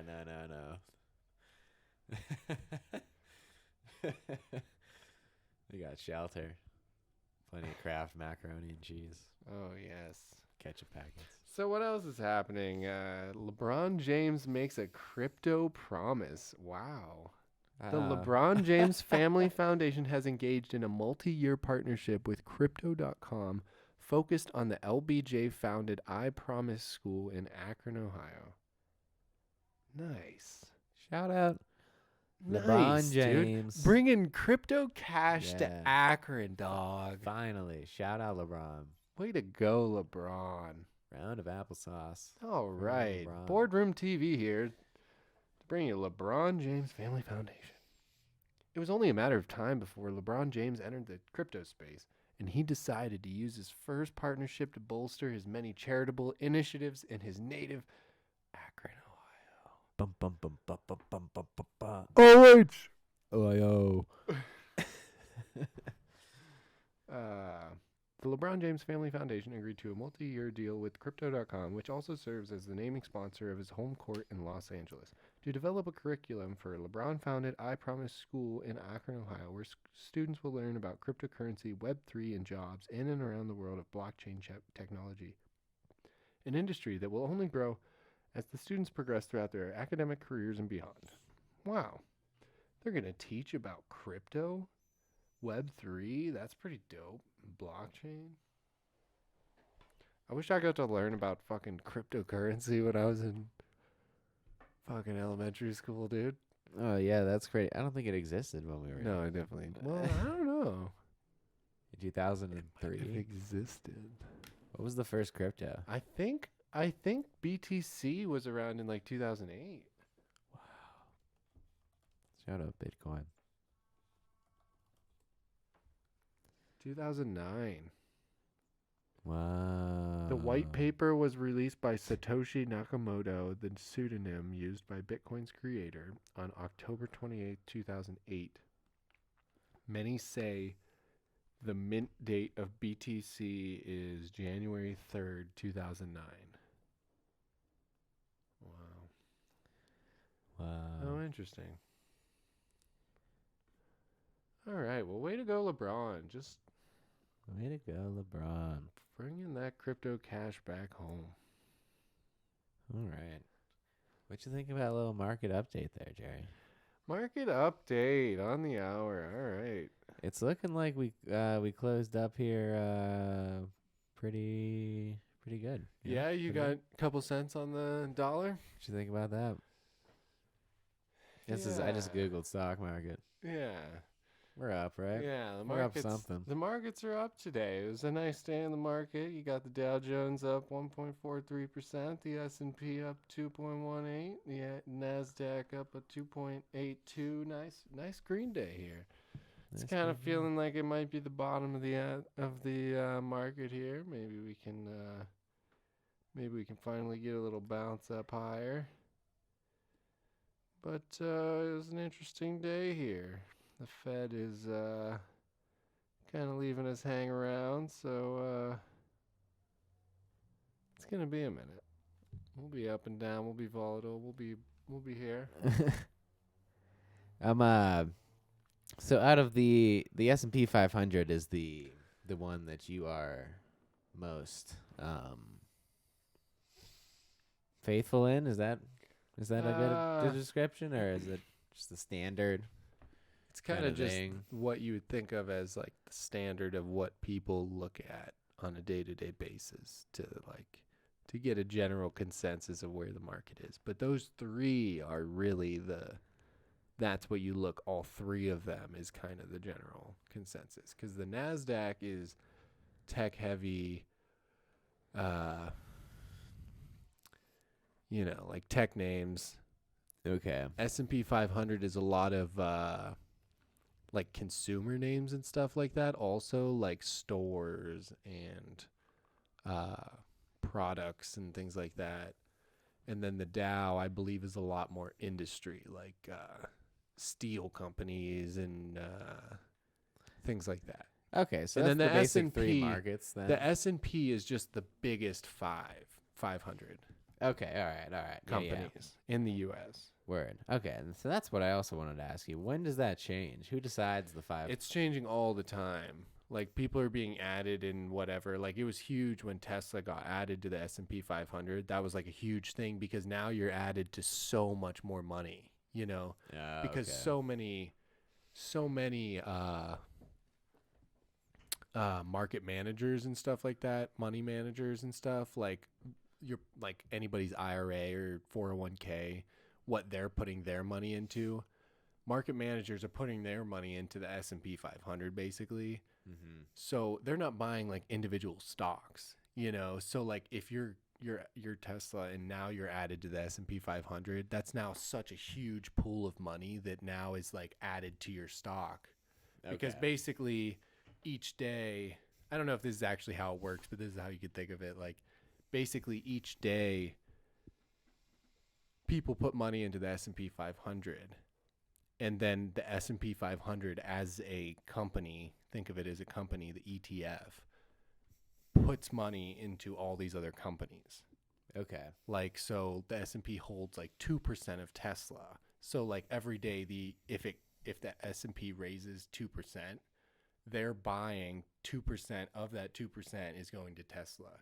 So that's free money for Tesla, So being part of that is a huge thing, So can you just like choose this like invest money in the S&P 500? Yeah. So then like if you were most to invest, people just buy the S&P 500. So does that mean that if you were to invest $500, that $1 would go to each company? Something like that, yeah. Okay. It's way less than $1, but yeah. It would be like 2% of the S&P 500 is going to Tesla, and they're like one of the biggest holdings in the S&P 500. How much of it? 2%? 2%. Oh, okay. That seems like a lot. And that's a huge holding. Like most companies are like 0.02% of the S&P 500, Okay. Like Apple is like $1 trillion company, which is like unheard of. Like there's only like $2 trillion companies. It's like Apple and Amazon, I think, maybe Google. I don't know, but there's only a couple of them, and Apple's one of them, and even Apple is only like 2.2% or something of the S&P 500, So it's like when you put your $10 in, it's like literally, 2% of that. That's so just wild. for Apple. So did Apple really become like a huge company after the iPhone? It's because of the iPhone, right? Exactly. Okay. Yeah. I mean, imagine like they literally like made a market the same way. Think of like, it's kind of the same way as like Tesla, honestly. Like the smartphone wasn't a thing. Like the phone market was a thing, Right. But then they made computers and phones into like one market. And they made the phone market so much more valuable, Right. So it's kind of the same thing that's happening with Tesla. It's like all these car companies are like the old phones, like a flip phone, and Tesla's just putting like the super crazy software into it and creating total value out of thin air, Right. Just from the efficiency alone. Mm-hmm. And then like think about going back to something like that now. Like nobody would do that. People do it because they want to get away from the smartphone maybe, but like Yeah, society wouldn't function without the goddamn iPhones. It's not equitable to not have a smartphone at this point. Yeah. Like everybody does. It's almost like you need an iPhone too. That's the crazy thing. Yeah. So you can have the Androids or whatever. Exactly. So, but if you want things to like work like efficiently, so it's like we would never go back to that. So I kind of think of it the same way in like value creation, like where you take hardware.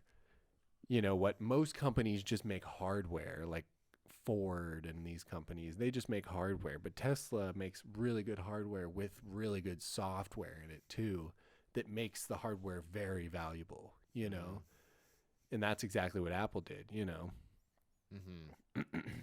Right. It's hard to tell if that's Apple, if that's what Apple's still trying to do, if they're just trying to like ride it out. I mean, they're still just like, well, they just own so much of the market. It's like whatever trends happen, they're on top of it just because they're so big. It's almost like they can't fail. There's like so many like people like figuring those things out. Yeah, exactly. Really smart people. But the only thing is recently they've had like kind of a brain drain thing happening. What's that mean, brain drain? Where like all of their highest, smartest people are going to like Tesla or like Microsoft or like working on Web 3.0 or blockchain.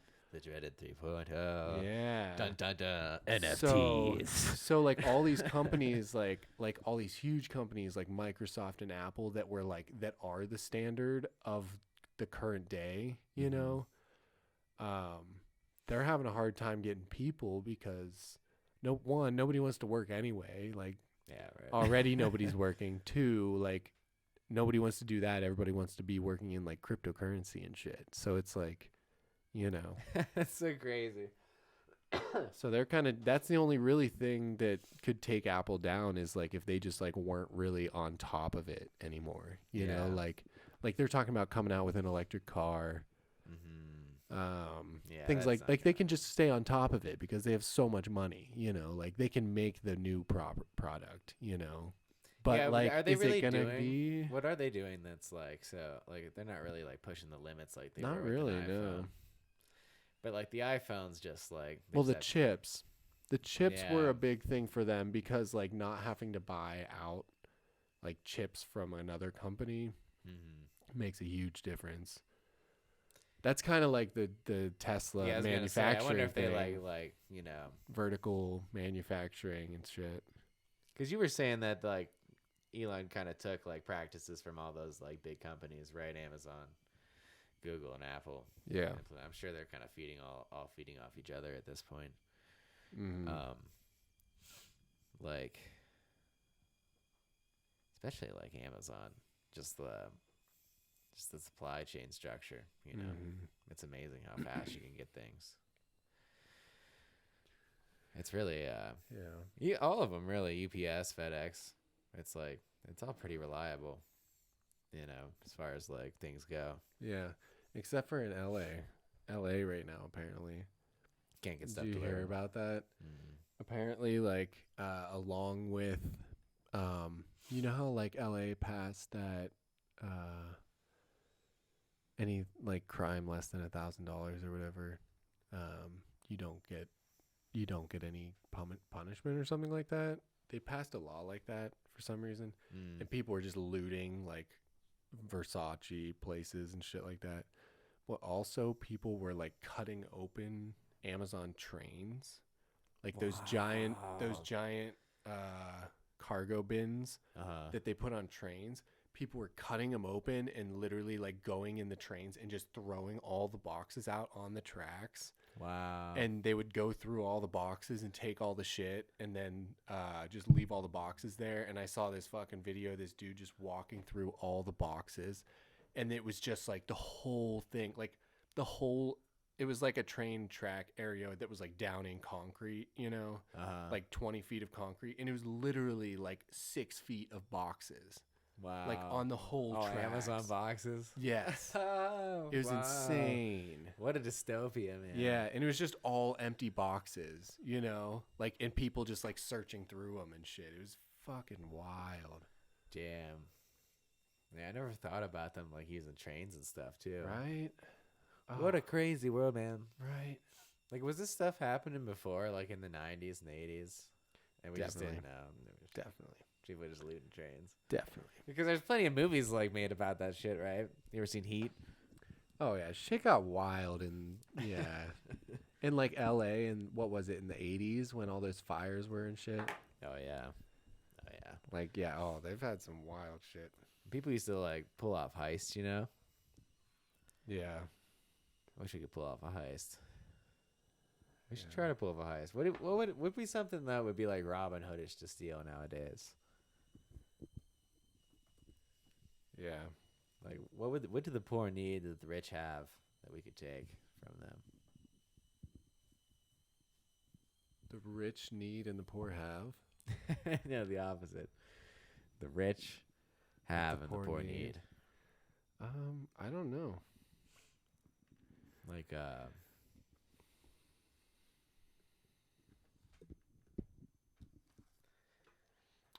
gonna read some COVID statistics for today. all right, let's get a COVID update. COVID update. It's the COVID update with Tom and Jerry. Virus. Alert. Virus. Alert. Virus. Coronavirus cases. 75,126,193. Total. Over. I would have to guess that's the total cases. Total deaths of today. Of up till today. 905,063. That's how many people have died of the COVID. Less than 1 million people died from COVID. Daily cases. We're right around. Maybe we really did flatten that curve, Jer. We're right around 500,000 cases. Seems like the curve is definitely flattening. Finally flattening. Active cases though, I don't know. That's still pretty straight up. Feeling active out there. Pretty straight up. Total coronavirus deaths still going up. Daily deaths seems like it's still going up. Yeah, man. Let's see for state by state. In Ohio's got 2.5 million total cases, 194 new deaths. That probably means like today. Colorado doesn't have death dates. No data. No data. New cases. No data on new cases either. Total cases 1.2 million. That's kind of weird. Better get on your shit, Colorado. Better get on your shit. Better get off the pot. What All right, well, that's enough depressing shit for today. Yeah, I'm sad. We're back. We're back to the Tom and Jerry We're hour. back to the Tom and Jerry Nostalgia Hour. Back to nostalgia. Remember when we were... Should be nostalgic. Remember when? All right. When? So, you ever seen the Member Berry episode, dude? I think South so. Park? I think so. It's been a while. It's pretty good stuff. That was a pretty good season.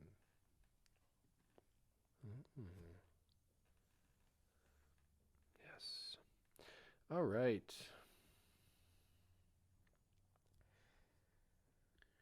So we've got our sports bowl bets. You heard it here. You hit it here first. We've got our market update. We've got our nostalgia hour. We've got our mules. We've got about, how long have we got now?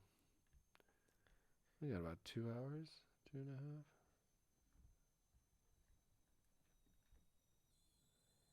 Got about, it's probably about 2 hours, a little less than 2 hours, I'm going to guess. And we got some Ukraine talk. Let's just see what else is happening around the world right now. We could try Kazakhstan as well. 8 states sue Biden over policy that reunites Central American minors with family in the U.S. Are there objections? I don't know. Blizzard warnings in New England as the nor'easter looms. Nor'easter. Pennsylvania court strikes down state's mail-in voting law. Oh, jeez. It's Chris 50. Oh, we're going to get some snizzo. Oh, it's going to get down to 1 degrees, it looks like, in Denver. Oh, man. This Thursday. Yes, this Thursday. Next Thursday. Oh, 1 degrees. After some heavy snows. 4 degrees tonight? Man. 12 degrees.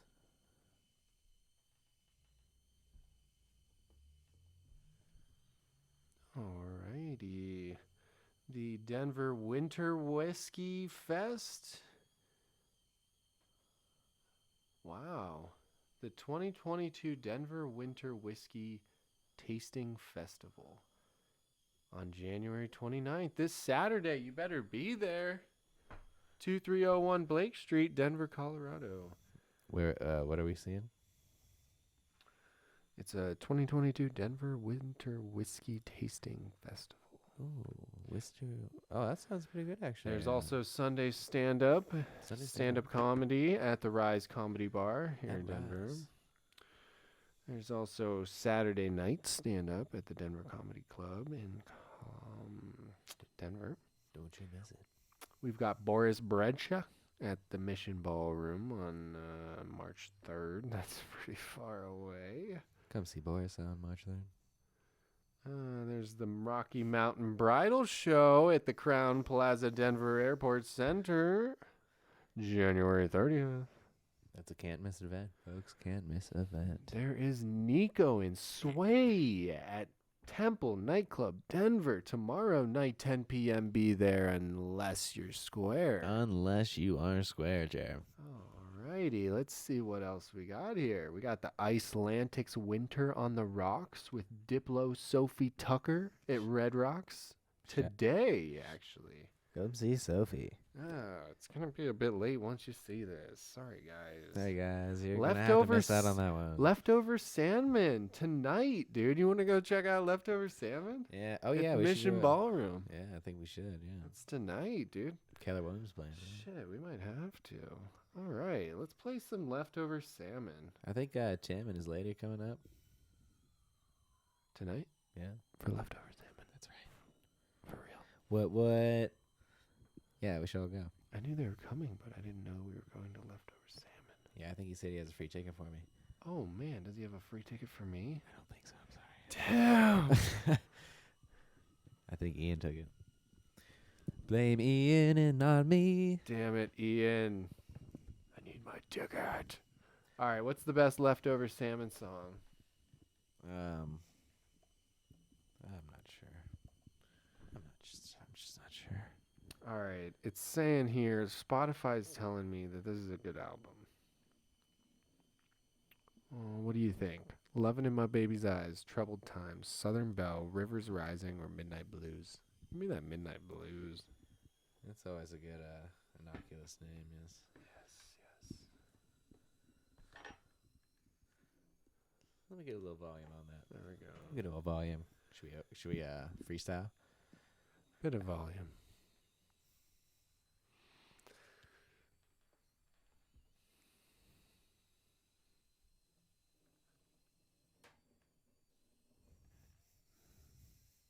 That's nice.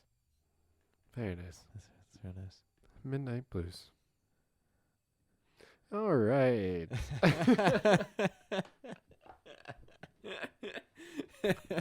That's what I do when I'm listening to music anyways. I'm like, I'll listen to about 20 seconds anyways. All right, here's the ending, guys.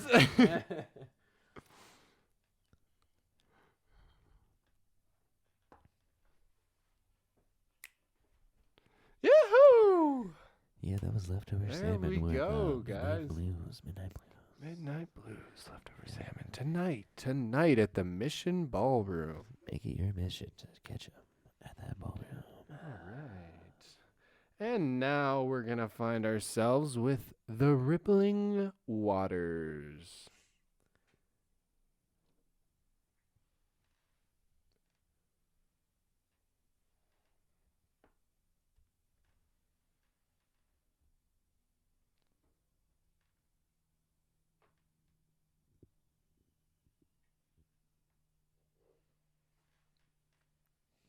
No, that's great. That's perfect for any occasion. Beautiful. Simply breathtaking. Alrighty, that's just just wonderful. That was just pleasant as all hell. How do you think he gets such a swing on that? He's just like slamming each string like 3 notes up, just bending the hell out of the mother. All right, back on to our next song here, Joseph's Dream by John Hartford. It's John Hartford, folks.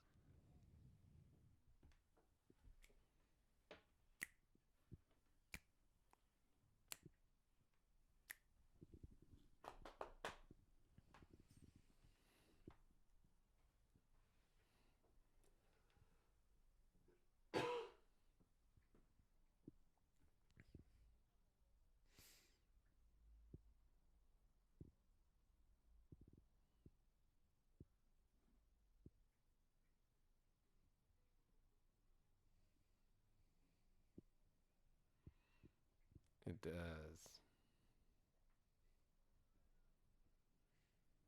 Always better than it was. That was nice. That was good. I'm gonna listen to that more of that John Hartford guy. Yeah, he's pretty good. Maybe we could check a little bit out. Let's see what else he's got. Let's listen to this one, In Tall Buildings.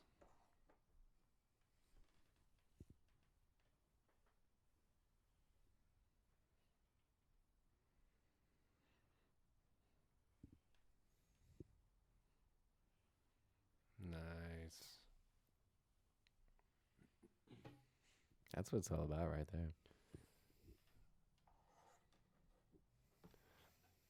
Ah, that's beautiful. All right. Next tune, Back in the Good Old Days. He spells it Goodle. The good old days. Good old doodle. Doodle. Goodle.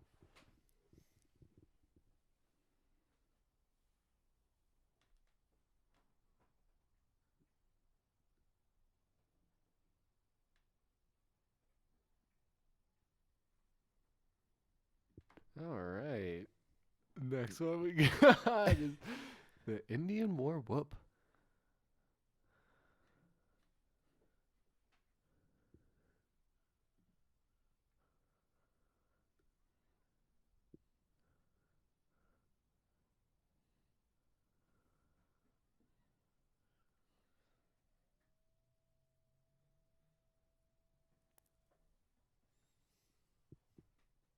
I like this one. All right, we're going to have to save that one for later. All right, and then, all right, we'll be on with John Hartford. We'll move on ourselves to Les Paul and his trio. That's Paul. Shout out Les Paul making the guitar. Hawaiian Paradise.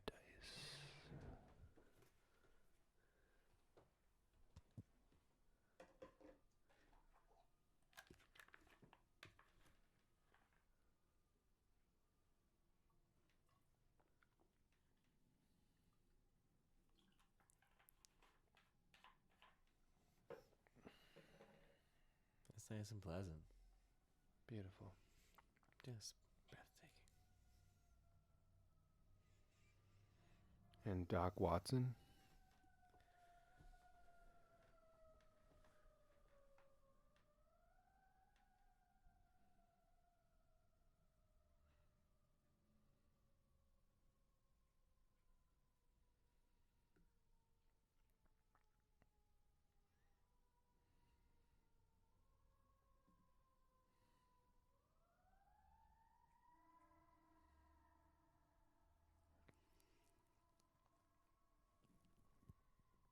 Leon Redbone.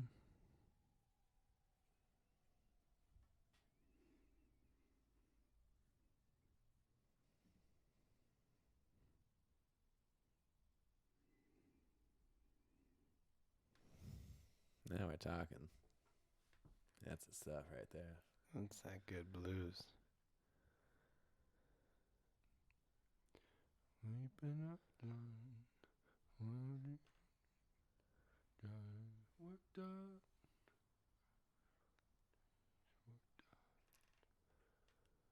A lot in the lone days.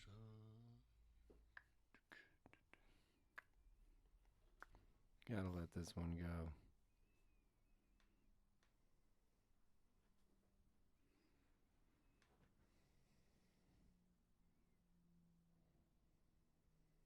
Oh, yeah. Tasteful. This speaks directly to the old man in me. And I got a lot of it. I'm filled with those elderberries. Get out of here with your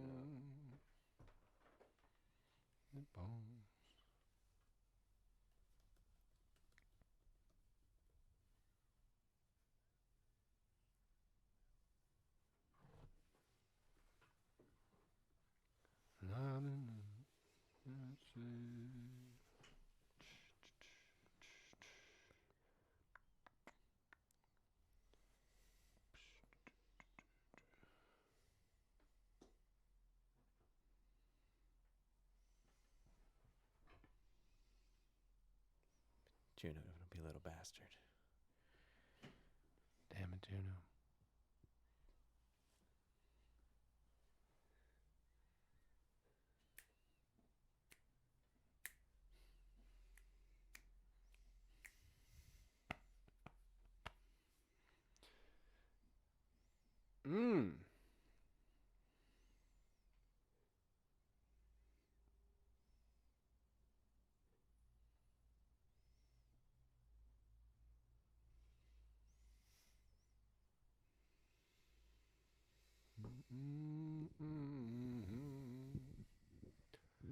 Lazy bones.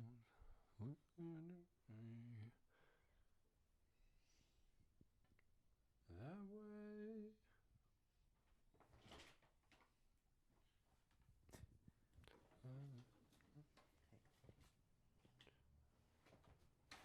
Alrighty, that one just sends me off into a cabin deep into the prairie.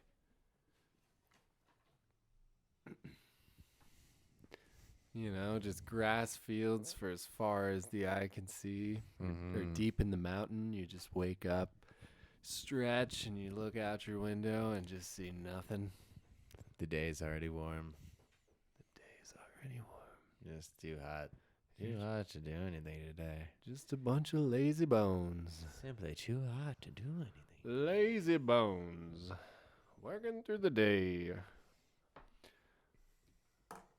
Alrighty, and then there is one more song that I would really like to play. Well, let me get some water here. Give me a little water break here. It's called John Fishing.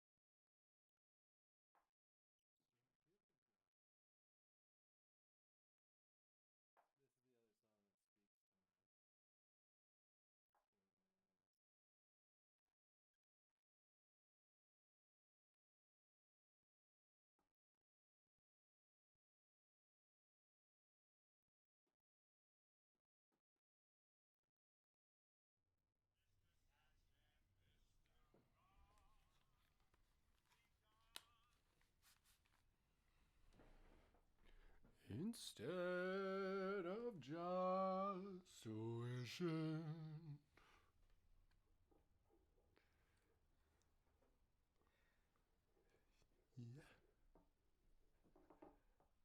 Yeah. Wow. Yes. Best one. I think that's the best one. Right? Step pick there. Uh-oh, my volume's turned down. Just gone fishing instead of a wishing.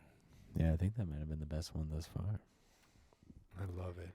Every time it just makes me feel like a nice retired old man. And I love that feeling, you know? It's a great feeling. I want to be a nice old retired man when I'm like 27. You know what I mean? Yeah. Yeah. I'm 28, but yeah.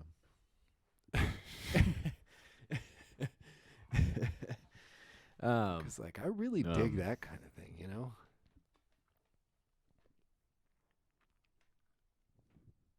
Yeah, just like hanging out. Yeah, just hanging out. Podcasting. Just podcasting. Imagine having enough money where you could just take like all your equipment on a boat and not give a shit if it all go wet. And literally just talk forever. That's the goal. What do you talk about after that long, though? Just get a pod, take it out. I feel like we'd still We could probably find something, yeah. Imagine if we had kids and we just fucking talk shit. Like, what the fuck? On our kids? Yeah, like where my kid said something like, said I was an ugly shit today for some reason. My kid said he hated me today. Oh. Is anybody else out there experiencing? He like listens to it, gets really pissed at you. But there might be some late 20s millennials who just want to grow up with us on the podcast, you know? Yeah, I mean, you know, we're pretty standard guys, you know. Yeah. I'm sure there's a lot of guys much like us that just, you know, that just want to talk. And I find when I listen to pods, it's the same kind of, it feels like your brain's lighting up in the same way that like, somewhat in the same way. Conversation definitely is a lot like harder and a lot more, I don't know, but your brain lights up in the exact same way, I feel like, you know? Yeah, even if you're Listening. not participating, you're just a listener, you know? Because sometimes it's even more because you're like taking in new information. Sometimes when you just talk, all you're doing is just saying the same information, you know? Yeah, especially if you're only thinking about yourself when you're speaking. Yeah, exactly. That's why, you know, input in conversation is the best, you know, for especially like long form conversation, because then it's like input is what makes it more interesting, I guess. Right. Elaboration. Yeah. Yeah. Especially like with the headphones, I think like it's hard for us to like talk over each other. Truly. Truly. And it doesn't sound good when we're both talking. No, it doesn't. So it's very easy to stop talking when we're both talking. Yes. I think that's good for us. Yes. Very good. Very good. Very good. That's very good, Jerry. Yes. And it's always good just to, you know, actually listen to people in their conversations. Yeah. And I feel like that's something we're, you know, we're both fairly good at. But people, which is a good setup because, you know, like obviously like Hannah and I talk about like she's a talker and I'm kind of like a listener. But like being with her has like taught me to be a talker a lot more, you know, because I see the benefit in it and I've been able to like practice with her kind of, and I see the benefit. So because you can go beyond listening, you can actively listen. Exactly. Know? Yeah. And like, but I think listening is at the very forefront of talking because you can't talk unless somebody's actually listening. Yes, right. You know, exactly, like you don't feel comfortable talking if somebody's not actually listening, you know? Right, yeah. Who would? Yeah. That's pretty, you know. Cuz like if it's obvious that like somebody's not listening or like their rebuttals to like what you're saying aren't just like they're not agreeing with you, they're like talking about their thing or like whatever. You can tell they're just waiting for their turn to speak. Yeah. You know, they've already like formulated a thought and like waiting for you to finish, not really listening to what you're saying. And I feel like that kind of conversation is essentially cutting out all inputs. You're like, that is basically just like cycling on itself even more, you know, because it's like, Right. You're both just like talking to a blank wall. Exactly. And it's like I had an input there, and then you just like didn't take it at all. So now it's like there's two inputs, but they're not going anywhere. Exactly. They're just hitting each other and bouncing off the other way. It's hard though. It is definitely hard. But that's what's cool about, that's what's cool about like two people being open to it and being able to just sit down and fucking like stare into each other's eyes for 4 hours straight and not give a shit. Right. Yeah. And like actually try to create something. Mm-hmm. Right. So not to say that I'm like in love with you, but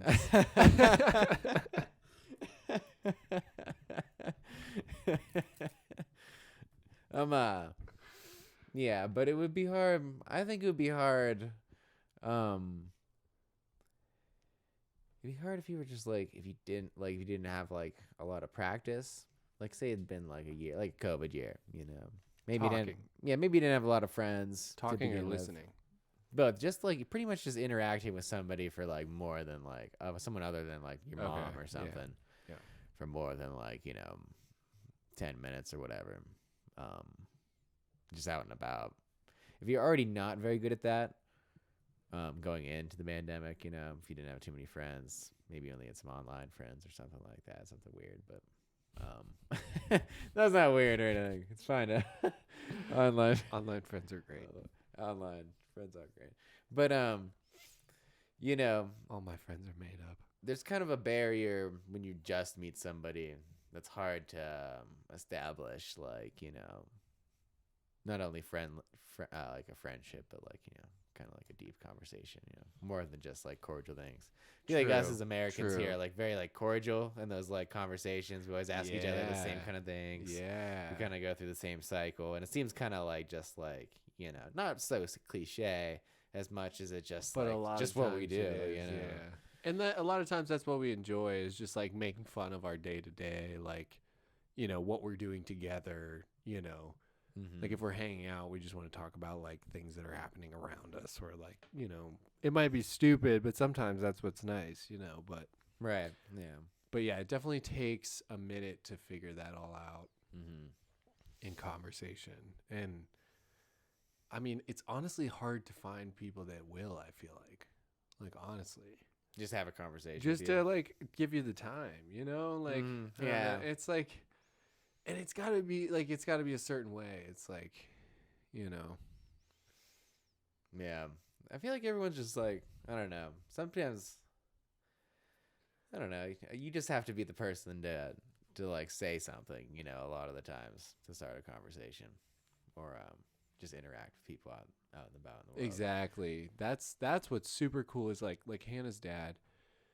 She always like shows me when he's like doing this shit and whatnot, but it's hilarious because he's just out there. He just like does whatever the fuck he wants. He just like says whatever the hell he wants to anybody. You know what I mean? And like, he just walks up to people. Like when he was in Denver, he just walked up to like 5 homeless people and just like was just like, yo, what the fuck are you doing on the streets? And was just like saying crazy shit. But these people were like crying to him and like crazy shit because he was just like connecting with them, and it's like if you literally just like ask him like, what the hell's up, what's your story, right? Like sometimes you hear some crazy shit and it's like, I don't know, not that I'm really feeling like going out and talking to a bunch of homeless people that are living on my porch, but yeah, but that idea of just like talking to people around you, and like that's one thing that's super cool with Meow Wolf too, that's cool, is like a lot of the things you just like walk into a room and you're like stuck in a tiny little room with a bunch of people and like you're all just like, what the fuck's going on? And it was like super cool because it was like that was a really awesome opportunity to like, just like kind of work on that, like talk to people and like make jokes about this scenario and shit like that. It was cool. So nice. But yeah, it's definitely important. And people are cool here, Yeah, people are relatively agreeable here in Denver. Yeah, if you don't look like, I mean, even a lot of the people that have money here look like homeless people. So it's like, yeah, we all kind of look bummy. it's like, honestly, like if you don't look like truly disgusting, like you're totally good. Right. The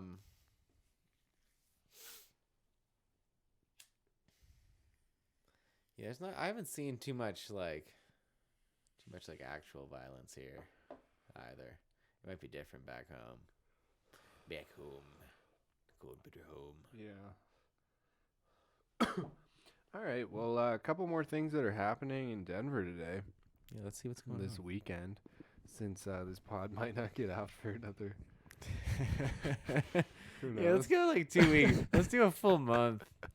Calendar month. Let's do February. And hope it comes out for the Super Bowl. This month. All right, this month. So this month we got same stuff. The Duel with Hot Nap at Rise Comedy. We've got Kyle Moon and Misled with Amy Martin at the Larimore Lounge. For anybody that's curious, on Saturday the 29th in Aurora, just east of Aurora. East of Aurora. There's a church called The Land. And That's a good fun. friend of ours will be playing, and you should come check it out. Yeah. There's also improv night at Factory 5-5. Oh, shit. Factory 5 In Aurora. The Oriental Theater play. Is it a play? It's a play. It's an actual play. Oh. Wait. Fireflies at Vintage Theater Productions. That sounds cool. Yeah. Where's it at? Aurora? Yeah, we should go to that. When's that? What's the date? Sunday, January 30th. Sunday. That's coming up, isn't it? That's coming up. That's not tonight. That's not today. Tonight, but get your Golden Agers cards out, everybody. It's coming this Sunday. Let's go to the Village Theater. Village Theater. There's also the Missoula Children's Theater in Lakewood, Colorado. What's the date there? There's the All Ages Jazz Jam at the People's Building in Aurora. People's. Oh, that's the Jazz Jam for Jazz all Jam. ages. All ages. No alcohol. Strictly sober jams. All right. Finally. We're playing strictly trad jazz. Finally able to find my family-friendly jazz night. Susan made these wonderful brownies. Dude, are you celebrating the New Year? In them. Are you celebrating the Chinese New Year? I believe it's already going on, right, Jim? Yeah. Is it really? Are I have you no celebrating idea. Tomorrow at Highlands Ranch Community Center, there's a Chinese New Year celebration and cultural fair. Ooh, in Highlands Ranch, Colorado. I think they're dumplings. There's also a Washed Out at Gothic Theater in Englewood. So that's a play, I believe. They're on South Broadway in Englewood. The Denver Healthcare Job Fair. There you go, Tom. Ah, yeah. You should make it to the Denver Healthcare Job Fair. Everybody, today from 9 a.m. to 12 p.m. I am a doctor, after all. Tom is a doctor. He Dr. makes Tom. $250,000 a year. Tom is... It's a modest living. I see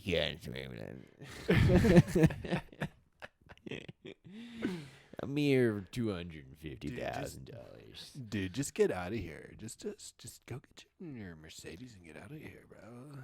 No, I drive a what is it? A Mazda. Yeah, Mozzarella. Maserati? Yeah, something like that. So I forget what it is. Dude.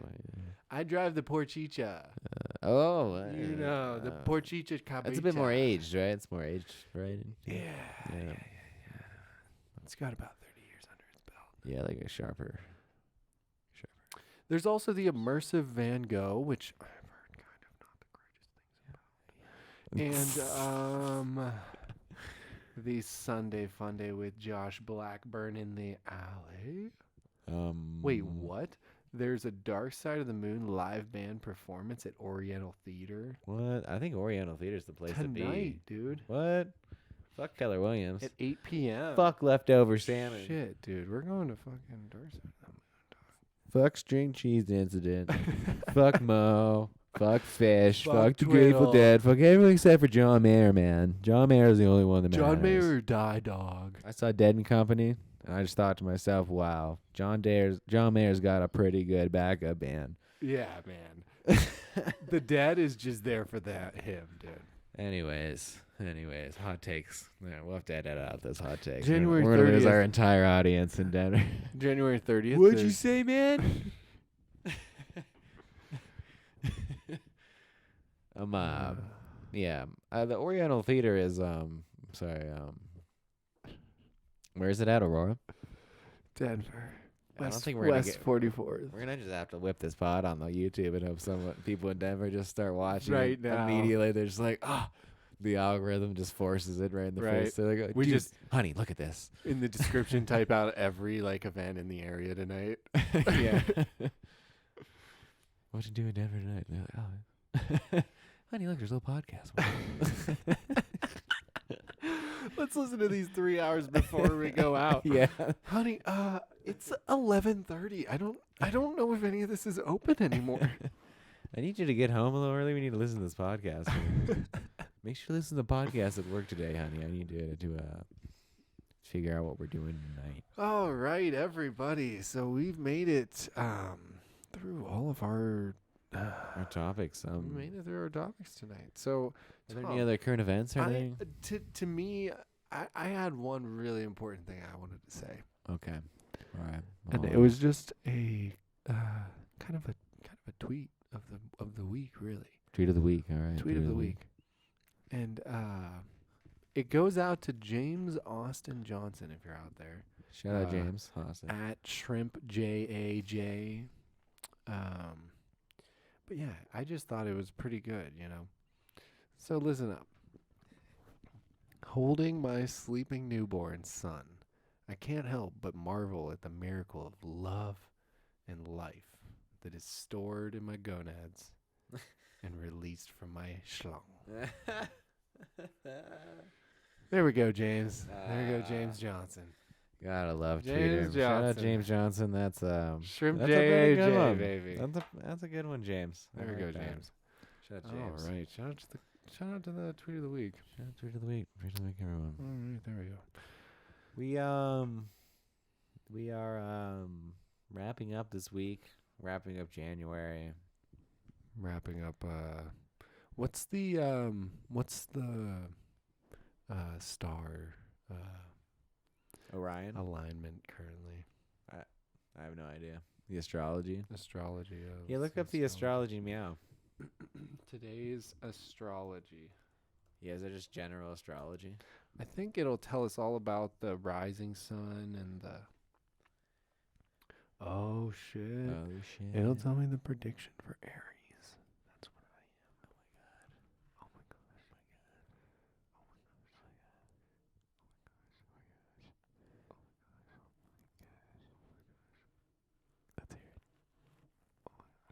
Let's hear it.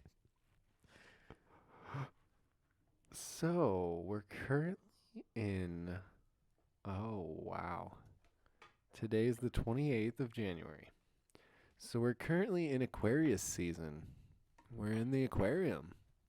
We are in the aquarium. So the sky today, the moon is a sextile Saturn. Oh my God. Just after midnight, the Sagittarius moon sextiles Saturn in Aquarius, causing us to feel protective of those we care about. However, rather than using our resources to create safety nets, we show support by enthusiastically cheering on our loved ones' sense of adventure or desire for experience. We might use our connections to open doors for inspiration, education, or foreign travel. At 11 a.m., the moon is square Neptune and the moon void, of course, begins. Yeah, I don't know what any of this means. I just I heard that I was protective of my loved ones, and that's just so true that I'm protective of my loved ones. Yeah. I can't believe that they just nailed it on the head like that. Yeah. Yeah, Hannah always tells me that Aries are adventurous, but in a different way. Oh. That totally means me. Like a butt stuff kind of way. Yeah. Like normal adventure is the front, you know, and then there's a second layer. And then there's like a different. It's like the rising moon. You know what I mean? Like the rising moon and the setting sun. And it's like she's just like, dude, it's totally you. Like everything makes sense. And I'm just like, yes, I know. Yes, I am one. Un. I'm Un. I am Un. I am Un. Rising Un. I'm rising Un. So, for all of those Aquariuses out there, shout out, it's your time to be alive. It's your time to be alive and not dead. Be yourself. Be yourself. Just really walk into your weekend with some good vibes. Good vibes. Aries. What's the Aries mascot? Aries? Yeah, what's the Aries? I think it's the lion. Oh shit. Yeah. You are a lion, bruh. You're a lion Zodiac cat. sign You're a right lion here. kind of cat. Aries. No, Aries is an elk What? or a bull or A something. Baratheon. What the fuck is He's this? a Baratheon. A stag. Zodiac. Oh wait, Aries. The ram. The ram. Wow, the ram. I am the ram. I'm built for Dodge Tough Ram. Aries is the first sign of the zodiac, and that's pretty much how those born under this sign see themselves first.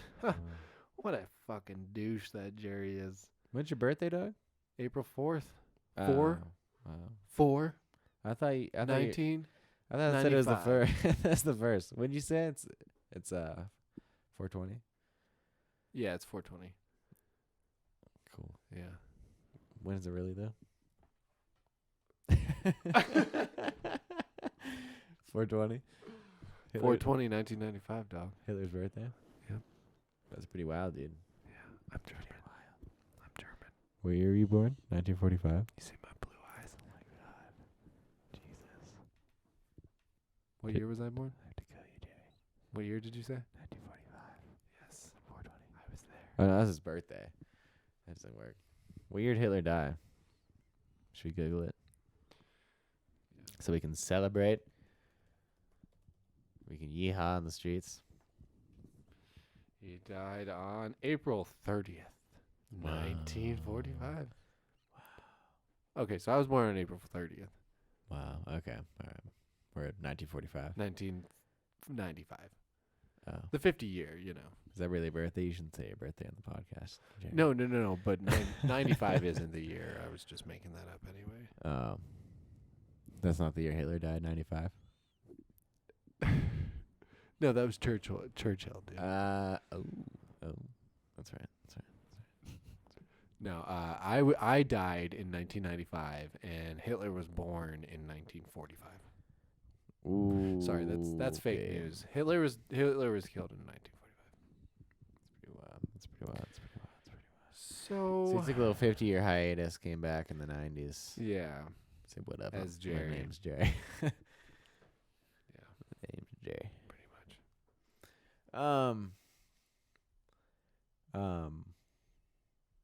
Yeah. Mm-hmm. Birthdays are weird because it's really not really didn't play much of a part in doing it. Yeah. Do you want to read us our quotes of the day? Let's read some quotes. Find some quotes, man. We have vocab hour too. I need to get some vocab for you. We should get do you have an actual dictionary yes. anywhere? A dictionary? I don't believe so. Oh, we could go through this American intellectual tradition as well. Oh, There's some Noam Chomsky in there.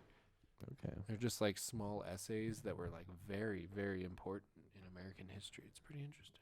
All right, let's throw down So here. here we go with some quotes. Thomas here is going to really relay them to us. All right. You're a den of vipers and thieves. I intend to rout you out, and by the eternal God I will rout you out. It says it's to a delegation of bankers. That's not a very good one. Oh, this is Andrew Jackson. We don't want any Andrew Jackson. No, Andrew Jackson's a little too deep. Let's see what Thomas Jefferson has to say. He seemed like a cool cat. You got any Benjamin Frank? Yeah, find some Washington or Frank. Clarence Darrow. You know who Clarence Darrow is? Yeah, good old Clarence. You know who he is? Yeah. Do you? No. You have no idea? I know there's a Clarence Darrow Park in Warren. Dude, he was from Kinsman, Ohio. No way. Yeah. Yeah, dude. There's a Clarence Darrow Park, dude. Nice. Everybody important's from Ohio. This is true. Shout out to Ohio. Hey, as long as the world shall last, there will be wrongs. And if no man objected and no man rebelled, those wrongs would last forever. That's a good one to think about. And who's that? That was Clarence Darrow. Clarence Darrow.